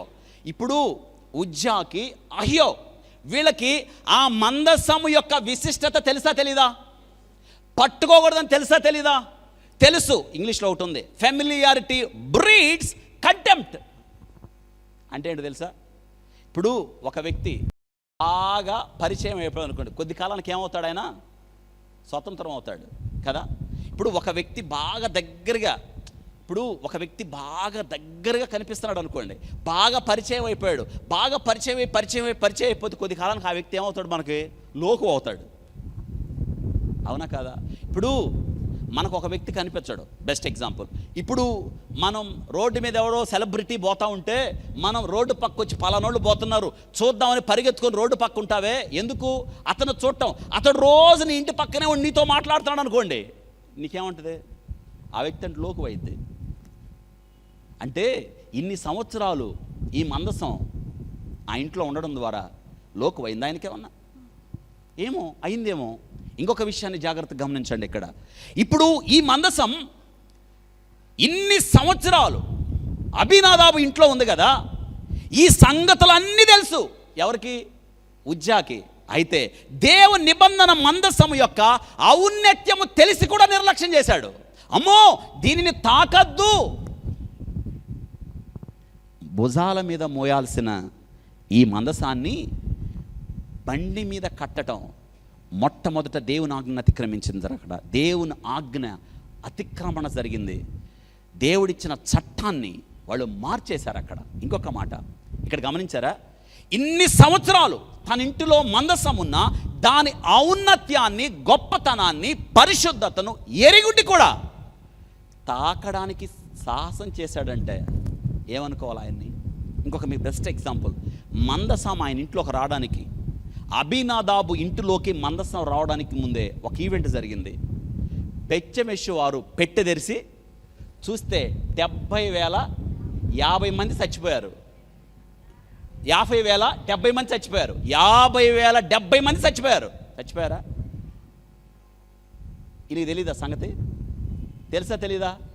అది వార్నింగ్ కాదా ఈయనకి? అదొక సూచన కాదా? అమ్మో ఈ మందసంతో జాగ్రత్తగా ఉండాలి అంటే ఏమర్థం అవుతుంది? కళ్ళ ముందు 50,070 మంది చచ్చిపోయినా ఇన్ని సంవత్సరాల్లో నిర్లక్ష్యం వహించాడు. ఇక్కడ వినండి, తెలిసి అతిక్రమించాడా, తెలియకుండా అతిక్రమించాడా? తెలిసి. ఇక్కడ ఇంకొక విషయాన్ని మీకు జ్ఞాపకం చేస్తున్నాను. మందసాన్ని ఇక్కడ వినండి, భుజాల మీద మోయాలి, కానీ పెట్టె మీద ఎక్కించారు, బండి మీద ఎక్కించారు, బండి గట్టి. ఇంకొక విషయం చూడండి ఏం జరిగింది అక్కడ. Direct violation of the word of God, దేవుని యొక్క వాక్యం ఎంత అతిక్రమణ జరిగిందో. 2 సమూయేలు గ్రంథంలో 6వ అధ్యాయం ఏం జరిగిందో చూడండి. 6వ అధ్యాయం తీసుకొని రాగా అబీనాదాబు కుమారుడు దాని మీద చూడండి, దాని పైన ఉన్న వాక్యాన్ని. 3వ వచనం, వారు దేవుని మందసమును కొత్త బండి మీద ఎక్కించి, అండర్లైన్, కొత్త బండి మీద ఎక్కించి గిబియోన్లోనున్న అబీనాదాబు యొక్క ఇంటిలో నుండి తీసుకొని రాగా అబీనాదాబు కుమారుడు ఉజ్జా, అహ్యోయు ఆ కొత్త బండిని తోలిరి. అండర్లైన్, కొత్త బండిని. ఏ బండి? అందరూ చెప్పండి. దేవుని పనిలో ఏం ప్రవేశపెట్టారు? కొత్తదనాన్ని. నేటి దినాన దేవుని ఆరాధించే విషయంలో, దేవుని గణపరిచే విషయంలో, దేవుని సువార్త ప్రకటించే విషయంలో కొత్తదనం ఏమి లేదు ఇక్కడ కదా. జనాలకు కూడా కొత్తదనం నిజమే. మార్కెట్లో కొత్త ఫోన్ కొనుక్కో, మార్కెట్లో కొత్త ఫ్రిడ్జ్ కొను, మార్కెట్లో కొత్తది ఏసీ వస్తే ఏసీ కొను, నీకు ఇష్టం వచ్చినవి కొను. కానీ దేవుని ఆరాధనలో కొత్తదనం ఏమి ఉండదు. కొత్త విధానాన్ని ప్రవేశపెట్టడం. నేటి దినాన కదా వాక్యం చెప్పేవాళ్ళు లేరు, దేవుని క్రమాన్ని చెప్పేవాళ్ళు లేరు, దేవుని ఆజ్ఞ ఉన్నదున్నట్టు, దేవుని వాక్యం ఉన్నదున్నట్టు చెప్పేవాళ్ళు లేరు. మనుషులకు కూడా లోకంలో కొత్తదనం అలవాటైపోయి ఎన్నడూ లేనిది మన కొత్తదనం కావాలి. నిజమే కదా. పాటల్లో కొత్తదనం కావాలి, వాక్యంలో కొత్తదనం కావాలి. ఈ కొత్తదనం ఏంటో తెలుసా? ఈ వాక్యం వద్దు, మనకు పిట్టకథలు కావాలి, మనకు రకరకాల కథలు, మేళవింపు కథలు, ప్రజలను రంజింపజేసే కథలు. ఈ వాక్యం వద్దు, కొత్తదనం కావాలి. అందుకే కదా దేవుని దగ్గరకు వస్తే తప్పులు పోతాయి, దేవుని దగ్గరకు వస్తే బాధలు పోతాయి, దేవుని దగ్గరకు వస్తే పిల్లలు పుడతారు, దేవుని దగ్గరకు వస్తే పెళ్ళిళ్ళు అవుతాయి, దేవుని దగ్గరకు వస్తే కారులు వస్తాయి. అంటే ఆహా ఇదేదో కొత్తగా ఉంది బోధ, ఈ కొత్త బండి ఎక్కుదామని ఎంతమంది ఎక్కారు? కొత్త బండి కాదు, దేవుని వాక్యం ఉన్నదున్నట్టు. ఈరోజు కొత్త బండి కోసం ప్రాగులాడుతున్న వాళ్ళు ఎంతమంది? వాక్యము కాక వక్రీకరించి చెప్పేదే కొత్త బండి. చివరికి ఆ కొత్త బండి వెనక నిలబడిన వాడు ఉజ్జా ఏమయ్యాడు? దేవుని వాక్యాన్ని, దేవుని క్రమాన్ని, దేవుని ఆరాధన పద్ధతుల్ని మార్చేదే కొత్త బండి. నిజంగా ఆలోచించండి. నేను ఒక వ్యక్తి నా దగ్గరికి వస్తే అడిగాను, నువ్వు ఒక ఏదో సమస్యతో వచ్చాడు. మొత్తానికి ఎక్కడుంటావంటే పలానా చోట ఉంటానన్నాడు. చర్చికి వెళ్తావా అని అడిగా. వెళ్తాను సార్ అన్నాడు. ఎంత అని అన్నాడు. నేనుండే స్థలానికి 30 కిలోమీటర్ దూరం సార్. ఆయన ఉదయాన్నే చర్చికి వెళ్తానన్నాడు. నేను అన్నాను, 30 కిలోమీటర్లు ఎందుకు వెళ్తున్నావు? నువ్వు పక్కన చర్చి లేవా అని అడిగితే అన్నాడు, అవి నాకంత కంఫర్ట్గా ఉండవు అన్నాడు. వినండి ఆయన చెప్పిన మాటలు. అవి నాకంత కంఫర్ట్గా ఉండవు సార్ అన్నాడు. అక్కడికి ఎందుకు వెళ్తున్నావు అంటే, ఏం లేదు సార్ అక్కడ ఏసీ ఉంటుంది సార్, అక్కడ పాటలు బాగుంటాయి, హాయిగా ఉంటుంది అన్నాడు. ఏముంటుంది ఆయనకి? నేనన్నా దగ్గరున్న వెళ్ళకుండా కొత్త బండి ఎన్ని కిలోమీటర్లు వెళ్తున్నాడు కొత్త బండి కోసం. ఏసీ ఉందంట, అక్కడ ఏముందంట, పాటలు హాయిగా ఉంటాయి అంట. పాటలు హాయిగా ఉంటుంది, ఏసీ ఉంటుంది, హాయిగా యోనాలాగా పడుకొని వస్తాడు కదా. కొత్త బండి. నేటి దినాన వాక్యం లేదు. వాక్యం కావాలి ప్రజలకి, వాక్యం కావాలి. వాక్యం మార్చుద్ది. వాక్యం ఒక వ్యక్తికి జీవాన్ని ఇస్తుంది. ఎందుకో తెలుసా? వాక్యము సజీవము కలిగిన 2 అంచులు కలిగిన ఖడ్గం. ఈ వాక్యం శోధిస్తుంది మనల్ని. కొత్త బండి దావీదు తెలియదా కొత్త బండి ఎక్కించారని? కొత్త బండి చూసారా? ఇందులో 3 వస్తువులు ఉన్నాయి. నేనే చెప్పాను అయ్యేమ్మా. ఈ 3 వస్తువులు ఒకళ్ళు రండి, ఎవరన్నా రండి ఒకళ్ళు ముందు తీసుకురాను. ఈ 3 వస్తువులు, దీనిలో ఉన్న 3 వస్తువులు చెప్తాను. అందులో దేవుడు ఉన్నాడు అనడానికి సింపుల్. 3 వస్తువులు. ఒకటి, అందులో ఏమున్నాయి? మన్నా పాత్ర ఉంది. 2 అహరోను చిగురు. 3వది ఏమున్నాయి? 10 ఆజ్ఞలు. అది తీసుకురా సాగర్, దాని మీద పెట్టుకుంటాం, లేస్తుంది అది ముందు తీసుకొచ్చేది. 3 వస్తువులు ఉన్నాయి. ఇప్పుడు ఈ పెట్టెలో 3 ఉంటాయి, ఎక్కువే ఉండవు, 3 ఉంటాయి. ఈ 3 లాస్ట్ వీక్ చెప్పాను నేను. యేసయ్య గుర్తు ఈ 3 కూడా యేసుక్రీస్తుకు సాదృశ్యంగా ఉన్నాయి. ఈ 3 ఇటు తీసుకా సార్. ఓకే, కనిపిస్తుందమ్మా? కనిపిస్తుందా? ఓకే. ఇందులో రా సార్, ముందుకు రా. ఇది సేమ్ మన్నా ఇలా ఉంటుంది. మన్నా బట్ సార్ మీ అందరికీ తెలుసు మన్నా ఎలా ఉంది? పైన నుంచి కిందకి పడిపోయే మంచు, కొత్తిమీర కింద ఇరిగిపోయినట్టు సేమ్ తెల్లగా. ఒక గుర్తు పెట్టుకోండి, మన్నా ఎలా ఉంది? తెల్లగా. సేమ్ ఇప్పుడు మన్నా ఇలాగే ఉండాలి, తెల్లగా. ఇది యేసుక్రీస్తుకు గుర్తు. పరలోకము నుండి దిగి వచ్చిన జీవాహారం ఆయనే. అంటే ఈ యేసుక్రీస్తు అన్నాడు, వాళ్ళు మన్నా తిన్నా చచ్చిపోయారు, కానీ నేనిచ్చు జీవాహారం తినువాడు ఎప్పటికీ. కాబట్టి ఈ పెట్టెలో ఉంచేది ఏంటి? మన్నా. ఈ పెట్టెలో మన్నా ఉంటుంది. ఏమండి, మన్నా ఉన్న పెట్టెని, యేసయ్య ఉన్న ఆ పెట్టెని భుజాల మీద మోయాలా, పెట్టె మీద వేయాలా? భారం అయిపోయాడు కదా దేవుడు. నేటి దినాన మనకు కూడా చాలామంది బైబిల్ తేవడం భారం అయిపోయి చిన్న ఫోను జేబులో పెట్టుకొని వచ్చి వాళ్ళు ఎక్కడికి వెళ్తున్నారో తెలియదు. పరిశుద్ధ గ్రంథం తేవద్దు, ఫోన్లో బైబిల్ ఉండి చదవడం తప్పు అంటలేదు, అవసరాన్ని బట్టి చదువుకోవాలి. ఫోన్ అనేది అది పరిశుద్ధ ఫోన్ కాదు, పరిశుద్ధ బైబిల్. కాబట్టి ఈ మందసములో ఉండేది ఇది జీవాహారం. ఇది జీవాహారం అంటే ఇది పరలోకము నుండి దిగి వచ్చిన. కాబట్టి మందసంలో ఏముంటుంది? అందరూ చెప్పండి, ఏముంటుందమ్మా? మందసం, మన్నా పాత్ర. అంటే దేవుడు మోషే, ఇదిగో ఇశ్రాయేలు తర్వాత తరం వారు తెలుసుకోవాలి, నేను మీకు ఏ రీతిగా 40 సంవత్సరాలు అరణ్యములో పోషించడానికి మన్నా ఇచ్చాను అని చెప్పాడు. బాగుంది. 2 అందులో పలకలో ఏంటండి? 10 ఆజ్ఞలు పలకలో. ఎవరిచ్చారు? దేవుడిచ్చాడు, మోషేకి ఇచ్చాడు. ఎందుకంటే దేవుని మాట, ఈ మందసంలో దేవుని మాట ఉంటుంది. దేవుని మాట అంటే దేవుని యొక్క వాక్యం. ఆది యందు వాక్యము, నేను వాక్యము, ఆ వాక్యము దేవుడే కృపా సత్య సంపూర్ణుడిగా. The word become flesh, incarnation. The word incarnates అంటే రక్త మాంసములలో ఏమయ్యాడు? ఇది దేవుని యొక్క వాక్యం, పరిశుద్ధ గ్రంథం. చూడండి, ఈ దేవుని వాక్యం ఉన్న మందసం భారం అయిపోయిందా? బండి మీద ఎక్కించటమా? 3వది అహరోను చిగురించిన కర్ర. తెలుసా, తిరుగుబాటు చేశారు. కోరహు, నాతాను, అభిరాము 250 మందిని కూర్చుకొని, మీరే కాదు దేవుడు మమ్మల్ని కూడా ఎన్నుకున్నాడు అన్నప్పుడు దేవుడు అన్నాడు, మోషే సరాసరిగా దేవుని దగ్గరికి వెళ్ళారు. ఈ నాయకత్వాన్ని గురించి అన్నప్పుడు దేవుడు అన్నాడు, మోషే ఒక్కొక్క గోత్రానికి ఒక్కొక్క కర్ర వాళ్ళ పేర్లు రాసి మందసము ఎదుట ఆజ్ఞల ముందు పెట్టు అన్నాడు. అందరూ లేవి గోత్రానికి అహరోను కర్ర తీసుకొచ్చి ఉంచారు. అయితే తెల్లారేటప్పటికి అందరి కర్రలు ఏమైనా ఎండిపోయినాయి. ఒకే ఒక్క కర్ర పచ్చగా పువ్వులు బాదంకాయలు కాసింది. ఒక్క కర్రలో మాత్రమే జీవం ఉంది. దేవుడు అహరోను యాజకత్వాన్ని క్రమపరిచాడు. అంత మాత్రమే కాదు, ఆ కర్రలోనే జీవం ఉంది. అన్ని కర్రలు ఎండిపోయినాయి. అహరోను పేరు రాయబడిన లేవి గోత్రపు యాజక కర్ర మాత్రమే జీవం ఉంది. అంటే అన్ని కర్రల్లో జీవం లేదు. ఈ ప్రపంచంలో గొప్ప వ్యక్తులు, ఈ ప్రపంచంలో దేవుళ్ళు అనబడిన వాళ్ళు చచ్చిపోయారు, సమాధులు చేయబడ్డాయి, సమాధులు మూయబడి ఉన్నాయి. ఒకే ఒక్క కర్ర, ఒకే ఒక్క సమాధి తెరవబడి ఉంది. ఆయన మరణాన్ని గెలిచి తిరిగి లేచాడు, పునరుత్థానుడయ్యాడు, ఆయనలో జీవం ఉంది. నేటి దినాన మన ప్రధాన యాజకుడిగా మన పక్షాన తండ్రి కుడి పార్శ్వమని ఏం చేస్తున్నాడు ఆయన? ఈ కర్ర, ఒకే కర్రలో జీవం ఉంది.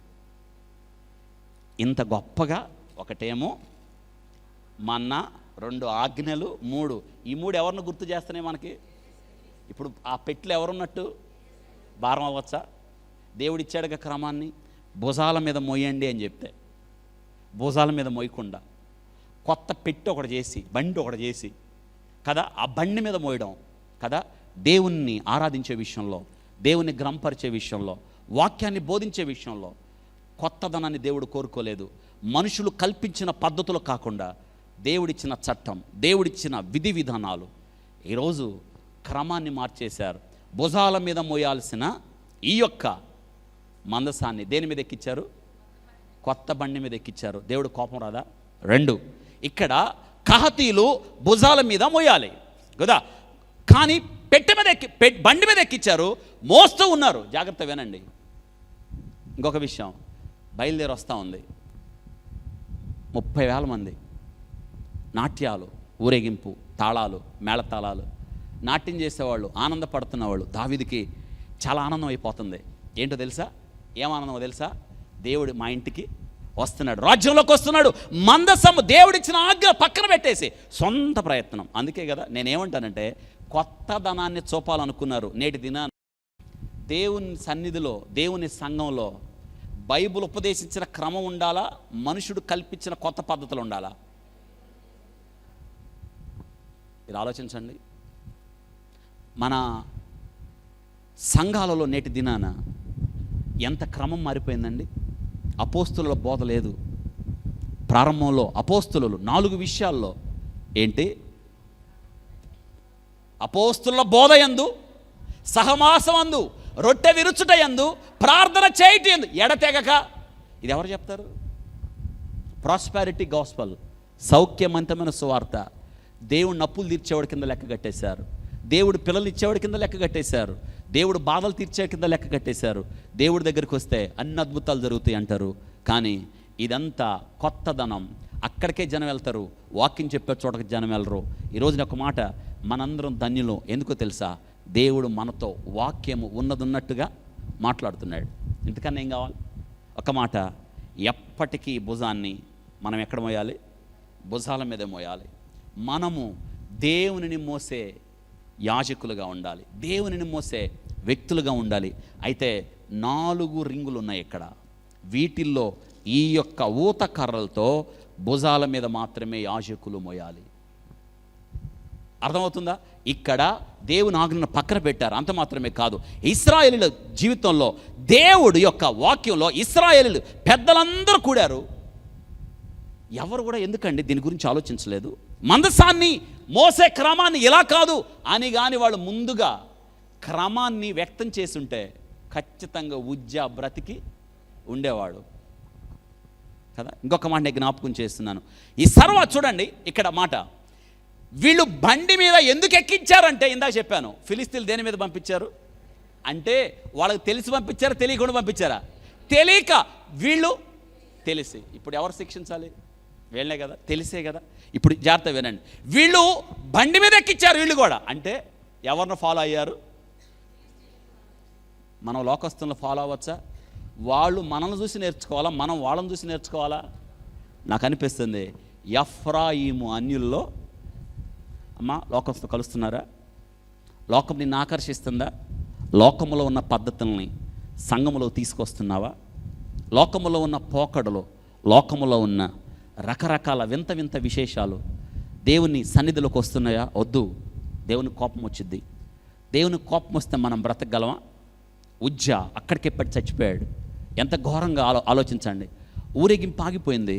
ఇంకొక మాట నేను జ్ఞాపకం చేస్తున్నాను, మనం లోక మర్యాద కాదు. ఒక మాట, ఇశ్రాయేలీలకు కూడా సమూయేలు దగ్గరికి వచ్చి అంటున్నారు, సమూయేలు ఇశ్రాయేలందు చిత్తగించుమో, నువ్వు వృద్ధుడివి, నీలాంటి ప్రవర్తన నీ బిడ్డల దగ్గర లేదు. అందుకే సకల జనుల మర్యాద చొప్పున, మొదటి సమూయేలు గ్రంథం 8వ అధ్యాయం 4-5 వచనాలు, సకల జనుల మర్యాద చొప్పున మాకు రాజును నియమింపు. అండర్లైన్, సకల జనుల మర్యాద చొప్పున. మొదటి సమూయేలు గ్రంథం 8వ అధ్యాయం 4-5 వచనాలు. మొదటి సమూయేలు గ్రంథం 8వ అధ్యాయం 4-5 వచనాలు ఏంటంట? ఇశ్రాయేలు సకల జనుల మర్యాద చొప్పున. ఎవరి మర్యాద? మనం సకల జనుల్లాగా నడవచ్చా? క్రైస్తవుడు ప్రత్యేకించబడాలి, సకల జనుల నుంచి ప్రత్యేకించబడందుకే రోమపత్రిక 12వ అధ్యాయం 2వ వచనం, ఈ లోక మర్యాదను అనుసరించక ఉత్తమమును అనుకోను సంపూర్ణమైన దేవుని చిత్తమేదో పరీక్షించి తెలుసుకున్నట్టు వల్ల మీ మనస్సులు మారి రూపాంతరం. ఏమంటున్నారు? సకల జనుల మర్యాద. ఒక మాట, దేవుడిచ్చిన ఆజ్ఞను ఏం చేశారండి వీళ్ళు? నిర్లక్ష్యం చేశారు. ఒక మాట, కొత్త ఎద్దుల బండి నాకోను కళ్ళం దగ్గరికి వచ్చింది. ఒక మాట, ఏమైందంట? ఇప్పుడు ఆలోచించండి, ఏమైంది? ఎద్దు కాలు జారింది. జాగ్రత్త వినండి, ఎద్దు కాలు మందసానికి ఏమన్నా అయిందని రాసిందా? మందసానికి ఏమన్నా అయిందా? రాయబడలేదు. ఎద్దు కాలు జారింది, బహుశా ఒరిగి ఉంటుంది. నేను ఒక మాట, మందసము ఒరిగిందేమో, మందసం పడదో. ఉంది ఎవరు అందులో మన్నా ఉంది. ఈ మందసంలో దేవుని ఆజ్ఞలు ఉన్నాయి. ఈ మందసంలో ఏముంది? అహరోను చిగురించిన దేవుడు యాజకత్వానికి గుర్తుగా, పునరుత్థానుడు గోయి గుర్తుగా దేవుడు ఉన్నాడు ఇందులో. దేవుడు పడతాడా? దేవుడు పడేవాడైతే సముద్రంలో నీళ్ళు వచ్చి ముంచొద్దు. ఏమి కాలేదా ధోనికి? దేవుడు ప్రయాణిస్తున్న ధోనికి ఏమి కాల, అయితే ఒరిగింది, చేసేసాడు. అంటే ఒక మాట, అంటే దేవునికి ఉజ్జ అనేవాడు పడకుండా ఏం అడ్డం పెట్టాడు? దేవుడు పడతాడా? అంటే దేవునికి మానవ సహాయం అవసరమా? చాలాసార్లు మనం అనుకుంటాం, నేనుంటే నా చర్చిలో పని జరిగిద్ది, నేను లేకపోతే ఇంక అవ్వదు, నేనే లేకపోతే అసలు ఆ చర్చి స్టార్ట్ నావాలే, పునాది నేనే అని అనుకున్నవాడు ఉండడు. అరే నేను లేకపోతే అసలు ఆ సంఘానికి ఆధారమే లేదు అని అనుకోవడం మన బుద్ధి తక్కువ. నేను చేయి పెట్టకపోతే మందసం ఏమైంది? పడిపోద్ది. ఈ చెయ్యి అవసరమా? ఈ చెయ్యి అంత బలహీనమైంది, ఈ చెయ్యి అంత మలినమైంది. ఇందులో ఉన్నవాడు ఎవరండి? ఆకాశ మహాకాశాలను అంత గొప్ప దేవుడు పడతాడా? ఎక్సైట్ అయిపోయాడు కదా. మనం కూడా అప్పుడప్పుడు ఎక్సైట్ అయిపోయి ఓవర్ యాక్షన్ అయిపోయి సొమ్మసిల్లి పడిపోతాం. మన మీద ఎవ్వరి మీద దేవుని పని ఆధారపడలేదు. ఒకవేళ మనకు ఆలోచన వస్తే అమ్మో నేను చేయపోతే ఎట్టని కాని విషయాల్లో చేయబెట్టి కాని విషయాల్లో చేయి దూర్చి దేవునికి నువ్వు కోపం తెప్పిస్తావేమో, ఆ వరుసలో మనం ఉన్నామేమో తెలీదు. దేవునికి కోపం వస్తే దేవుని యొక్క పనిని దేవుని పద్ధతుల్లోనే చేయాలి, దేవుని క్రమంలోనే చేయాలి. దేవుడు మోషేకి ఇచ్చిన ఆజ్ఞను బట్టే చేయాలి. దేవుడి క్రమాన్ని మార్చడానికి వీల్లేదు. మారుస్తున్నాం మనం కొత్తదనం. అయితే ఒక విషయం, నేటి దినాన దేవుడు మనల్ని ఎంత కృప చూపిస్తున్నాడు చూడండి. ఒక్క మాట, అన్నీ తెలిసి కూడా చేయబెట్టాడు. ఒక మాట, దేవునికి మానవుని సహాయం ఎంత మాత్రం అవసరమో లేదు. కహతీలే దీని మీద అహరోను ఆయన కుమారులు ప్రతిష్ఠిత వస్త్రాలు వేసిన తర్వాత ఎవడు కూడా దీన్ని పట్టుకోవడం కానీ చివరికి మోసిన ఈ కహతీలు కూడా దీనిని చూడడానికి వీల్లేదు, చూడకూడదు. కళ్ళెత్తి కూడా వస్త్రాన్ని పక్కకు లేపి కూడా చూడకూడదు. చూస్తే ఏమవుతారు? చచ్చిపోతారు. అంత పరిశుద్ధత. దేవుని పరిశుద్ధతను తాళగలిగిన వాడు ఎవరండి? దేవుడు.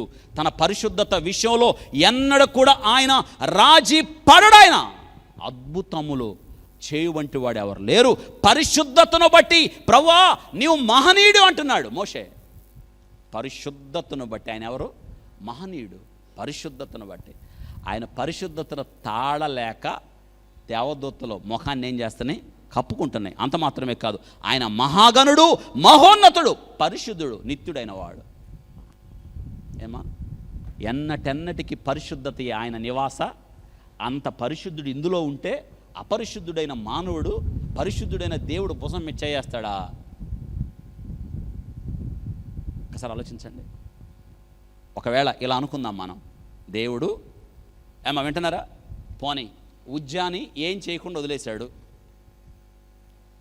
చుట్టుపక్కల ఎన్ని వేల మంది ఉన్నారు ఇశ్రాయేలీలు? 30,000 మంది. ఏం ఉందిలే ఉజ్జా పట్టుకుంటేనే ఏం కాలేదని ఇశ్రాయేలు ఏం చేస్తారు తర్వాత? ఇదంటే భయం ఉంటుంది వాళ్ళకి. దేవుడు అంటే తెలుస్తుందా? అందుకే దేవుడు స్ట్రక్ డౌన్. దేవుడు చంపేశాడు ఆ వ్యక్తిని. దేవుని కోపాన్ని మీదకు తెచ్చుకున్నాడు. అన్నీ తెలిసి మంచి పని చేస్తున్నాను అనుకున్నాడు, దేవునితో పెట్టుకున్నాడు. ఒక్క మాట, దేవుని చేతుల్లో పడడం ఏంటి? భయంకరం. చచ్చిపోయాడు. ఊరేగింపు ఆగిపోయింది. మిషన్ ఫెయిల్ అయిపోయింది. దావీదు వెనక్కి తిరిగి చూశాడు. వెనక్కి తిరిగి చూసినప్పుడు జరిగిన సంగతి, ఉజ్జా అప్పటిదాకా నడుస్తున్న ఉజ్జా చచ్చిపోయాడు. దావీదుకి ఎలా ఉంటుంది? దావీదు కోపం వచ్చేసింది, గుండెలు పగిలిపోయినాయి. పేరు పెట్టాడు, పెరేజ్ ఉజ్జా వినాశం వచ్చింది. అయ్యో, దావీదుకు ఒక అలవాటు ఉంది, తిరిగి క్రమాన్ని సరిచేశాడు. ఒక మాటని చెప్పనా, ఆపేశాడు. ఊరేగింపు ఆగిపోయింది. ఎక్కడ పెట్టాలి మందసం? ఒబేదెదోము అనేవాడు బయటకు వచ్చాడు. అక్కడేమో అభినాదాబు, ఇక్కడేమో మళ్ళీ యాత్ర. మిషన్ ఆగిపోయింది. ఈ మందసాన్ని ఎక్కడ తీసుకెళ్లారు? ఒబేదెదోము ఇంట్లో 3 నెలలు పెట్టారు. 3 నెలల తర్వాత మళ్ళీ దావీదు మళ్ళీ క్రమాన్ని పునరుద్ధరించాడు. లేదు, దీనిని యాజకులు మోయాలి, కహతీలు మోయాలి. కహతీల ద్వారా భుజం మీద పెట్టి తిరిగి 3 నెలల తర్వాత దావీదు ఎక్కడికి తీసుకెళ్ళాడు? దీన్ని యెరూషలేముకి. ఒక్కసారి మీరు ఆలోచించండి, ఎన్ని అపశృతులు దొరిని. చివరికి ఒక్క మాట, ఆయన పరిశుద్ధుడు, పరిశుద్ధంగానే ఆ పనులు జరిగించాలి. మాటలు ఇచ్చాడు, ఆజ్ఞ ఇచ్చాడు, ఉపదేశాలు ఇచ్చాడు, చట్టాలు ఇచ్చాడు. దేవుని చట్టము దేవుడు తూచా తప్పకుండా మనకిచ్చినప్పుడు క్రమము తప్పకుండా దేవుని వాక్యాన్ని శిరస వహించాలి. అంతేకాని దేవుడు తన పరిశుద్ధ విషయం ఎన్నడూ కూడా రాజీ పడడు. ఎన్నటెన్నటికి పరిశుద్ధతయే ఆయన నివాస. ఇప్పుడు చెప్పండి, ఉజ్జాని చంపడం న్యాయం అంటారా కాదంటారా? న్యాయం. ఎందుకో తెలుసా? అన్నీ తెలిసి కూడా ఆయన తప్పు చేశాడు, చేయకూడన పని చేశాడు. ఒక మాట, దావీదు కూడా ఈ విషయంలో పొరపాటు చేశాడు. బండి మీద కాదు తేవాలి, దాన్ని ఎక్కడ మోయాలి? భుజాల మీద మోయాలి.